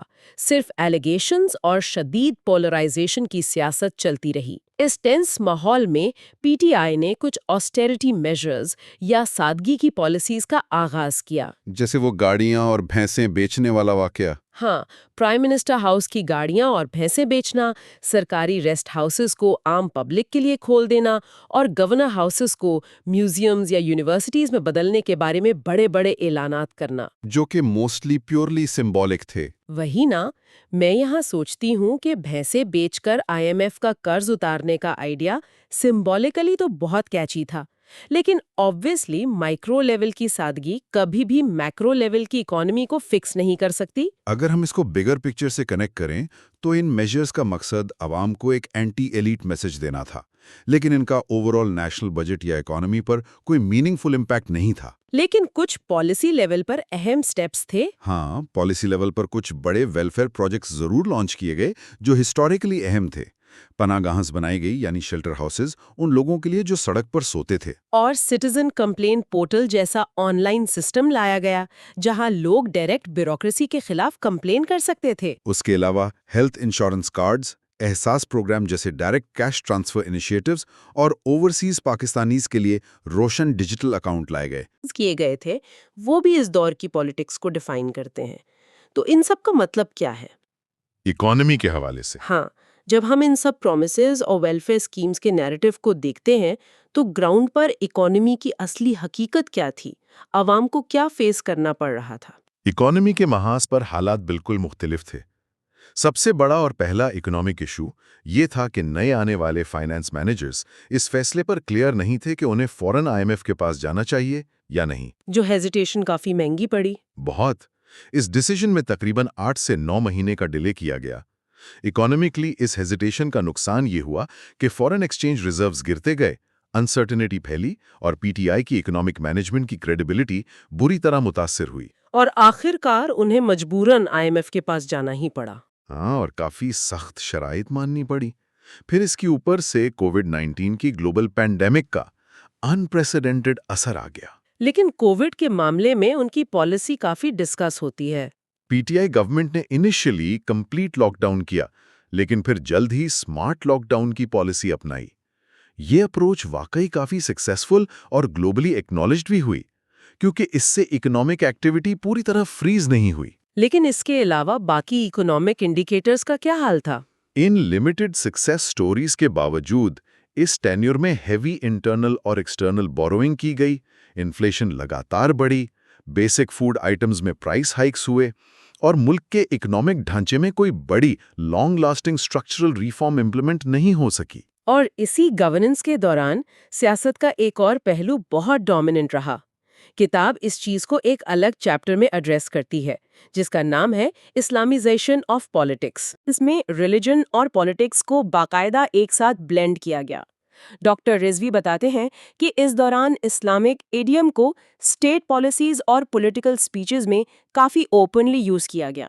اگرچہ یہ کوئی نئی چیز نہیں تھی، لیکن پی ٹی آئی نے اسے ایک نیا پاپولسٹ رنگ ضرور دیا۔ ایگزیکٹلی۔ اور اس بلینڈنگ کے پریکٹیکل ایگزامپلز پارلیمنٹ سے لے کر کلاس رومز تک نظر آئے۔ اگر ہم اس کو اسپیسیفائی کریں تو نیشنل اسمبلی نے ایک باقاعدہ ریزولوشن پاس کی جس کے تحت Holy Prophet peace be upon ہم کے نام کے ساتھ ختم النبیین لکھنا اور بولنا ہر سرکاری دستاویز میں لازمی قرار دیا گیا۔ اور سینٹ نے بھی اسٹیپس لیے تھے۔ ہاں، سینٹ نے اسکولز میں عربک لینگویج کو کمپلسری سبجیکٹ بنانے اور پرائمری لیول پر قرآن کی ٹیچنگ کو لازمی کرنے کی ریزولوشنز پاس کیں۔ یہ سب قدم اسٹیٹ کے ایجوکیشنل فریم ورک کو دوبارہ سے شیپ کر رہے تھے۔ اور یہ چیزیں یہاں تک محدود نہیں رہیں۔ ٹیکسٹ مزید ڈیٹیلز دیتا ہے، جیسے نئے میرج سرٹیفکیٹس کے اندر ختم نبوت کے اقرار نامے کا ایڈ کیا جانا، اور ایک نئی اتھارٹی بھی بنائی گئی۔ ہاں، رحمت للعالمین اتھارٹی کا قیام عمل میں لایا گیا تاکہ ریلیجس ایجوکیشن اور کیریکٹر بلڈنگ کو مانیٹر کیا جا سکے۔ اسکولز کی مارننگ اسمبلی میں نیشنل اینتھم سے پہلے درود شریف کی ریسیٹیشن کو لازمی کیا گیا۔ ایک اور بہت اہم واقعہ دسمبر 2022 کا اس چیپٹر میں ملتا ہے۔ تبلیغی جماعت والا۔ جی، جب پنجاب اسمبلی نے تبلیغی جماعت کی سپورٹ میں ایک یونینمس ریزولوشن پاس کی۔ یہ ریزولوشن اس مخصوص وقت آئی تھی جب سعودی عربیہ میں تبلیغی جماعت پر پابندی لگی تھی۔ تو پنجاب گورنمنٹ نے بیسیکلی سعودی ایکشن کے برعکس اپنا ریلیجس سٹینس کلیئر کرنے کے لیے یہ قدم اٹھایا۔ یہ سب ایگزامپلز اس ہسٹوریکل انالیسس کا حصہ ہیں جو دکھاتے ہیں کہ سوسائٹی کے اندر ریلیجس سینٹیمنٹس کو پولیٹیکل سپورٹ بیس مضبوط کرنے کے لیے کس طرح انسٹیٹیوشنلائز کیا جاتا ہے۔ یہ ایک طرح سے پریویس ڈیکیڈز کی اسلامائزیشن پالیسیز کی ہی ایک متحرک کنٹینیویشن تھی، جو اس وقت کی حکومت کے پولیٹیکل نیریٹو کے ساتھ بالکل الائن کرتی تھیں۔ لیکن یہاں ایک اور اہم پہلو آتا ہے۔ ایک طرف سوسائٹی اور ریلیجن کی لائنز بلر ہو رہی تھیں اور دوسری طرف اسٹیٹ کے اپنے اداروں کے اندر ایک بہت بڑا بھونچال آ رہا تھا۔ Institution versus institution. بالکل۔ اگلا چیپٹر جس کا کتاب میں باقاعدہ حوالہ دیا گیا ہے وہ ہے سول ملٹری ریلیشنز اور مشرف ٹرائل۔ اس چیپٹر میں ایک ایسی لیگل ڈیولپمنٹ کا ذکر ہے جو ہسٹری میں ہمیشہ ہائی لائٹ ہوتی رہے گی۔ پشاور ہائی کورٹ کا فیصلہ۔ ایگزیکٹلی۔ ہم بات کر رہے ہیں پشاور ہائی کورٹ کے اس فیصلے کی جہاں ایک اسپیشل کورٹ بینچ نے فارمر پریزیڈنٹ اور آرمی چیف پرویز مشرف کے ٹریزن ٹرائل کا ورڈکٹ سنایا۔ اس بینچ کو جسٹس وقار سیتھ ہیڈ کر رہے تھے۔ تھوڑا سا بیک گراؤنڈ دیکھنے اور سننے والوں کے لیے کلیئر کر دوں کہ آرٹیکل 6 ہمارے آئین کا وہ حصہ ہے جو آئین توڑنے یا سسپینڈ کرنے کو ہائی ٹریزن یعنی سنگین غداری قرار دیتا ہے اور اس کی سزا موت ہے۔ اس چیپٹر کی لیگیلٹی اور سمبلزم دونوں کو ڈیٹیل میں سمجھنا بہت ضروری ہے۔ اس فیصلے میں ہسٹری میں پہلی بار واضح طور پر ماضی کے مارشل لاء کو انکانسٹیٹیوشنل ڈکلیئر کر کے ایک پاور واپس لینے کی کوشش کی گئی، جو کہ ایک انپریسیڈنٹڈ موو تھا۔ آرٹیکل 6 اپلائی کر کے موت کی سزا تجویز کرنا ایک ایسی جوڈیشری کی طرف سے ہو رہا تھا جو پہلے اس طرح کے ڈائریکٹ کانفلکٹ سے ہمیشہ گریز کرتی تھی۔ اگرچہ بعد میں لیگل فریم ورک اور اپیلز کے ذریعے یہ فیصلہ ٹیکنیکلی اور لیگلی نلیفائی ہو گیا، لیکن اس ایکشن کی ایک بہت بڑی انڈینائبل سمبولک ویلیو تھی۔ صحیح کہا۔ اس نے جوڈیشری اور ملٹری اسٹیبلشمنٹ کے درمیان ایک سیریس رفٹ، ایک درار کو واضح کر دیا۔ یہ کلیئر میسج تھا جس نے اسٹیبلش کیا کہ جوڈیشری اب پیسو آبزرور نہیں رہی، جس کی وجہ سے آنے والے مہینوں میں سول ملٹری ٹینشنز میں بے پناہ اضافہ دیکھنے کو ملا۔ اور ٹینشنز کے اس آسمان چھوتے گراف کے درمیان سیاست میں ایک ایسی موو ہوئی جس نے آنے والے کئی سالوں کی پالیٹکس طے کر دی۔ یہاں آ کر بات ریئلی انٹرسٹنگ ہو جاتی ہے۔ اگلا چیپٹر اسی پر مبنی ہے جس کا نام ہے جنرل باجوہ کی ایکسٹینشن۔ یہ ایک ٹرننگ پوائنٹ تھا۔ اب ہسٹری میں کوئی بھی دیکھ سکتا ہے کہ آرمی چیفز جیسے جنرل کیانی پہلے بھی ایکسٹینشن لیتے رہے تھے، لیکن کتاب پوائنٹ آؤٹ کرتی ہے کہ اس پروسیس کے پیچھے کوئی سالڈ لیجسلیشن یا پراپر آئینی لا نہیں تھا۔ یہ صرف ایک کنونشن تھی۔ گورنمنٹ ایگزیکٹو آرڈر ایشو کرتی تھی اور ایکسٹینشن ہو جاتی تھی۔ لیکن 2019 میں جب جنرل باجوہ کے ایکسٹینشن کا وقت آیا تو سپریم کورٹ نے اس کنونشن کو ہلا کے رکھ دیا۔ اس وقت کے چیف جسٹس آصف سعید کھوسہ کی سربراہی میں سپریم کورٹ کا جو انٹرونشن تھا وہ پیوٹلی امپورٹنٹ تھا۔ کورٹ نے آبزرو کیا کہ اس اتنے اہم عہدے کی ایکسٹینشن کو گرانٹ کرنے کے لیے آئین میں کوئی ڈائریکٹ لیگل فارمولا یا ایکٹ موجود ہی نہیں ہے۔ انہوں نے گورنمنٹ کو اسٹرکٹلی پوائنٹ آؤٹ کیا کہ ایگزیکٹو آرڈر کافی نہیں۔ اس لیے کورٹ نے صرف 6 مہینے کا ایک ٹیمپرری ایکسٹینشن پیریڈ تجویز کیا تاکہ اس بریدنگ روم کے اندر پارلیمنٹ پراپر لیجسلیشن کر سکے۔ جنرل باجوہ اس وقت پاور میں تھے اور اب ساری نظریں پارلیمنٹ پر تھیں جہاں قانون سازی ہونی تھی۔ اور اس قانون سازی کے دوران سیاست کا ایک عجیب اور کلاسک پیراڈاکس دیکھنے کو ملا۔ تجزیہ ریمائنڈ کرواتا ہے کہ اس وقت اپوزیشن میں پی ایم ایل این کے میاں نواز شریف ووٹ کو عزت دو کا شدید اینٹی اسٹیبلشمنٹ نیریٹو چلا رہے تھے۔ پاکستان پیپلز پارٹی اور مولانا فضل الرحمان بھی سخت اپوزیشن کے موڈ میں تھے اور پی پی آئی گورنمنٹ کو سلیکٹڈ کہتے تھے۔ لیکن جب یہ آرمی چیف کی ایکسٹینشن کا بل پارلیمنٹ میں آیا تو سرپرائزنگلی آلموسٹ تمام بڑی پولیٹیکل پارٹیز جو دشمنی کی حد تک ایک دوسرے کے خلاف تھیں انہوں نے مل کر اس ایکسٹینشن کے حق میں ووٹ دے دیا۔ یہ واقعی کانسٹیٹیوشنل انجینئرنگ کی ایک کلیئر اور انڈینائبل اگزامپل تھی، جہاں انٹینس پبلک پولیٹیکل ریٹورک اور کلوز ڈور پارلیمنٹری ریالٹیز آپس میں بالکل کمپلیٹلی کانٹرڈکٹ کر رہی تھیں۔ اور اس طرح اس ایک ایونٹ نے ہمیشہ کے لیے آئین میں ایک نیا پریسیڈنٹ سیٹ کر دیا کہ آنے والے کسی بھی چیف کے لیے قانون کے تحت ایکسٹینشن لینے کا راستہ ہمیشہ کے لیے کھل گیا۔ اس یونٹی نے ایکسٹینشن تو دے دی لیکن سسٹم کے اندر جو فالٹ لائنز تھی وہ ختم نہیں ہوئی بلکہ وہ اور ڈیپ ہوتی گئیں۔ انہی فالٹ لائنز نے سسٹم کو اگلے بحران کی طرف دھکیلا۔ تو کتاب کے اگلے اہم چیپٹر کی طرف آتے ہیں جس کا نام ہے ووٹ آف نو کانفیڈنس اور پی ڈی ایم۔ ٹینشنز یہاں تک بڑھ چکی تھیں کہ ساری اپوزیشن نے مل کر ایک نئی فورس بنائی جسے پاکستان ڈیموکریٹک موومنٹ یعنی پی ڈی ایم کا نام دیا گیا، جسے مولانا فضل الرحمان ہیڈ کر رہے تھے۔ ساتھ میں پی ایم ایل این اور پی پی پی بھی تھے، لیکن کتاب کے مطابق اس پوری کانفرنٹیشن میں جو اصل ٹرننگ پوائنٹ تھا وہ اکانومی نہیں تھا بلکہ اس وقت کے D G I S I general Faiz Hameed کی آگے کی اپوائنٹمنٹ اور تبادلے پر ہونے والا اختلاف تھا۔ یہ اپوائنٹمنٹ کا کانفلکٹ پاور ڈائنامکس میں ایک بریکنگ پوائنٹ ثابت ہوا۔ اس انسٹیٹیوشنل ٹینشن کے کلائمیکس پر اچانک اپوزیشن کی طرف سے پارلیمنٹ میں ووٹ آف نو کانفیڈنس لایا گیا۔ اب یہاں جو کانسٹیٹیوشنل کرائسس سامنے آیا وہ بڑا عجیب تھا۔ فواد چودھری کی آئینی رولنگ والا حصہ؟ ہاں، پی ٹی آئی کی طرف سے فواد چودھری نے آئین کے آرٹیکل 5 کا حوالہ دیا جو بیسیکلی اسٹیٹ اور آئین کے ساتھ لائلٹی کی بات کرتا ہے۔ انہوں نے الزام لگایا کہ یہ وی او این سی اصل میں ایک فورن کانسپریسی اور ایکسٹرنلی فنڈڈ انٹرونشن کا نتیجہ ہے، اس لیے یہ غداری کے زمرے میں آتا ہے۔ اس ڈائریکٹلی ایگریسو آرگیومنٹ کی بنیاد پر ڈیپٹی اسپیکر نے وی او این سی کی ریزولوشن کو سمری سے ریجیکٹ کر دیا اور پارلیمنٹ ڈیزالو کر دی۔ لیکن اس آئینی ڈیڈ لاک کو یہاں نہیں رکنا تھا۔ یہاں سائفر کا لفظ بار بار سامنے آتا ہے اس چیپٹر میں۔ دیکھنے اور سننے والوں کے لیے اس کو آسان الفاظ میں سمجھنا ضروری ہے۔ سائفر اصل میں ایک highly confidential, heavily encrypted diplomatic message یا کیبل ہوتی ہے جو ایمبیسڈرز اپنے ملک کے فارن آفس کو بھیجتے ہیں۔ پی ٹی آئی کا کلیم تھا کہ اس سائفر میں ان کی حکومت گرانے کی بات کی گئی ہے، پر دوسری طرف سپریم کورٹ نے اس ڈیڈ لاک میں رات کو ایمرجنسی انٹرونشن کی اور اسپیکر کی اس رولنگ کو as a violation of constitution nullify کر دیا، جس کے نتیجے میں ایونچولی دوبارہ vote of no confidence successfully conduct ہوا۔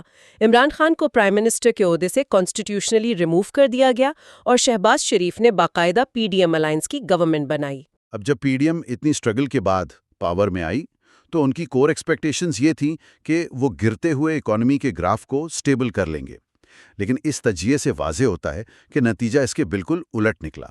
2-3 مہینے میں ہی حالات خراب ہونے لگے تھے۔ پاور سنبھالنے کے صرف چند ہفتوں اور 2 سے 3 مہینے کے اندر ہی میکرو انڈیکیٹرز جس سپیڈ سے نیچے جا رہے تھے وہ کولیپس ہونا شروع ہو گئے۔ انفلیشن پریکٹیکلی آسمان سے باتیں کرنے لگی اور فیول پرائسز میں میسو ہائیک آیا جو ہسٹری میں پہلے کبھی نہیں دیکھا گیا۔ عوام ڈائریکٹلی اس کا بوجھ اٹھا رہی تھی۔ اور اس شدید اکنامک فیلئر نے سیاسی منظرنامہ مکمل طور پر الٹا کر دیا۔ عوام میں غصہ تھا اور اس وقت پی ٹی آئی نے اپنا نیریٹو ڈبل ڈاؤن کر دیا کہ ہماری گورنمنٹ ایک فورن سازش کے تحت ہٹائی گئی ہے، سائفر اس کا پروف ہے، اور موجودہ حکومت اکانومی بھی ہینڈل نہیں کر سکتی۔ اس اکنامک فیلئر اور صفر کے نیریٹو نے عمران خان کو سائیکولوجیکلی اور پبلک ریٹرک کے حساب سے ایک بہت بڑا ایج دے دیا۔ عوام جو ایکسٹریم مہنگائی سے تنگ تھے، انہوں نے اس نیریٹو کو ایمبریس کرنا شروع کر دیا۔ اس طرح پی ٹی آئی نے اپنا وہ ووٹر ٹرسٹ جو شاید گورننس کے آخری دنوں میں ویک ہو رہا تھا وہ واپس گین کر لیا اور ایک میسو اسٹریٹ پاور بن کر سامنے آئی۔ اور اسی اسٹریٹ پاور اور اسٹیٹ پاور کے کلیش کا ڈائریکٹ رزلٹ ہمیں آخری چیپٹر میں نظر آتا ہے۔ کتاب اپنے انالیسس کو کنکلوڈ کرتی ہے اس آخری چیپٹر کے تحت 2024 کے الیکشنز۔ سال 2024 آتے آتے پی ٹی آئی پاپولیرٹی کے حساب سے گراؤنڈ پر بہت سٹرونگ فورس بن چکی تھی، جو انکنٹرولبل ہوتی جا رہی تھی۔ اس سے ایک امپورٹنٹ کوسچن ریز ہوتا ہے کہ کیا یہ میسو پبلک سپورٹ الیکٹورل پروسیس کے تحت اسمبلی کے نمبرز میں تبدیل ہو سکی؟ انالیسس کے مطابق یہ اس پوری ٹائم لائن کا سب سے پیچیدہ سوال ہے، جس کا practical answer election commission of Pakistan کے کنٹینیوس ڈیسیژنز میں چھپا ہے۔ الیکشن کمیشن نے یہ اہم فیصلہ دیا کہ پی ٹی آئی نے اپنے پارٹی کے اندر والے یعنی انٹرا پارٹی الیکشنز آئینی طریقے سے کنڈکٹ نہیں کرائے۔ اس ٹیکنیکلٹی کی بنیاد پر پی ٹی آئی سے ان کا انتخابی نشان یعنی بیٹ یا بلہ واپس لے لیا گیا۔ اس سٹیپ کا پریکٹیکل رزلٹ یہ تھا کہ پی ٹی آئی کے تمام کینڈیڈیٹس آزاد یعنی انڈیپینڈنٹ ہو گئے۔ کرٹکس اور انٹرنیشنل آبزرورز نے اس قدم کو کھلی الیکٹورل انجینئرنگ اور پی ٹی آئی کو انسٹیٹیوشنلی ڈسمینٹل کرنے کی کوشش قرار دیا۔ اس کے علاوہ 2024 کے الیکشنز کانسٹیٹیوشنل مقررہ وقت سے کافی ڈیلے بھی ہوئے، اور جب رزلٹ ڈے آیا تو انٹرنیٹ اور موبائل سگنلز بند ہونے کی وجہ سے ہائیلی کنٹروورشل رہے۔ ان تمام میسو سسٹمک چیلنجز اور کنٹروورسیز کا آخری نتیجہ یہ نکلا کہ پبلک ووٹ کے باوجود پارلیمنٹ میں نمبرز مینج ہوئے اور پی ڈی ایم دوبارہ حکومت میں آ گئی، خاص طور پر پی ایم ایل این کی لیڈرشپ میں۔ تو آج کے اس تفصیلی انالیسز میں ہم نے دیکھا کہ کیسے 2018 سے 2024 تک کا یہ سفر ایک کمپلیٹ رولر کوسٹر ہے، ایک مکمل سائیکل آتی ہے، پھر پاپولر ہو کر اسٹریٹس پر واپس آتی ہے، لیکن الیکٹورل پروسیس اور کانسٹیٹیوشنل انجینئرنگ کے ان پیچیدہ راستوں کی وجہ سے پریکٹیکلی دوبارہ کمپلیٹلی اقتدار تک نہیں پہنچ پاتی۔ ڈاکٹر رضوی کی کتاب نے اسے ایک مکمل پولیٹیکل انجینئرنگ اور ایکسٹریم پولرائزیشن کی چین کو کلیئرلی ڈاکیومنٹ کیا ہے۔ اگر ہم اس ساری کانورسیشن کو آخری بار ایک براڈ اسٹیٹ کانٹیکسٹ میں دیکھیں تو اس کتاب کو پڑھنے کے بعد ایک بہت ہی گہرا اور بیسک سوال ذہن میں گھومتا رہتا ہے۔ وہ کیا؟ جب کسی بھی سوسائٹی میں ایک پولیٹیکل پارٹی کی بے پناہ اسٹریٹ پاپولیرٹی اور اسٹیٹ انسٹیٹیوشنز کی سسٹمیٹک الیکٹورل انجینئرنگ آپس میں ٹکراتی ہیں تو سسٹم کے اندر لمبے عرصے کے لیے کیا تبدیلیاں آتی ہیں۔ 2024 کے الیکشنز میں پاکستان کی عام عوام نے جو اسٹیٹ اور اسٹریٹ کا یہ ڈائریکٹ اور انتہائی شدید ٹکراؤ دیکھا، وہ صرف کتاب کے اس آخری چیپٹر کا اینڈ نہیں ہے۔ دراصل یہ ٹکراتی ہوئی فورسز آپس میں اتنی فرکشن پیدا کر چکی ہیں کہ کیا یہ آنے والے کل کی سیاست کا ایک بالکل نیا اور شاید انتہائی انجان راستہ طے کر رہی ہیں؟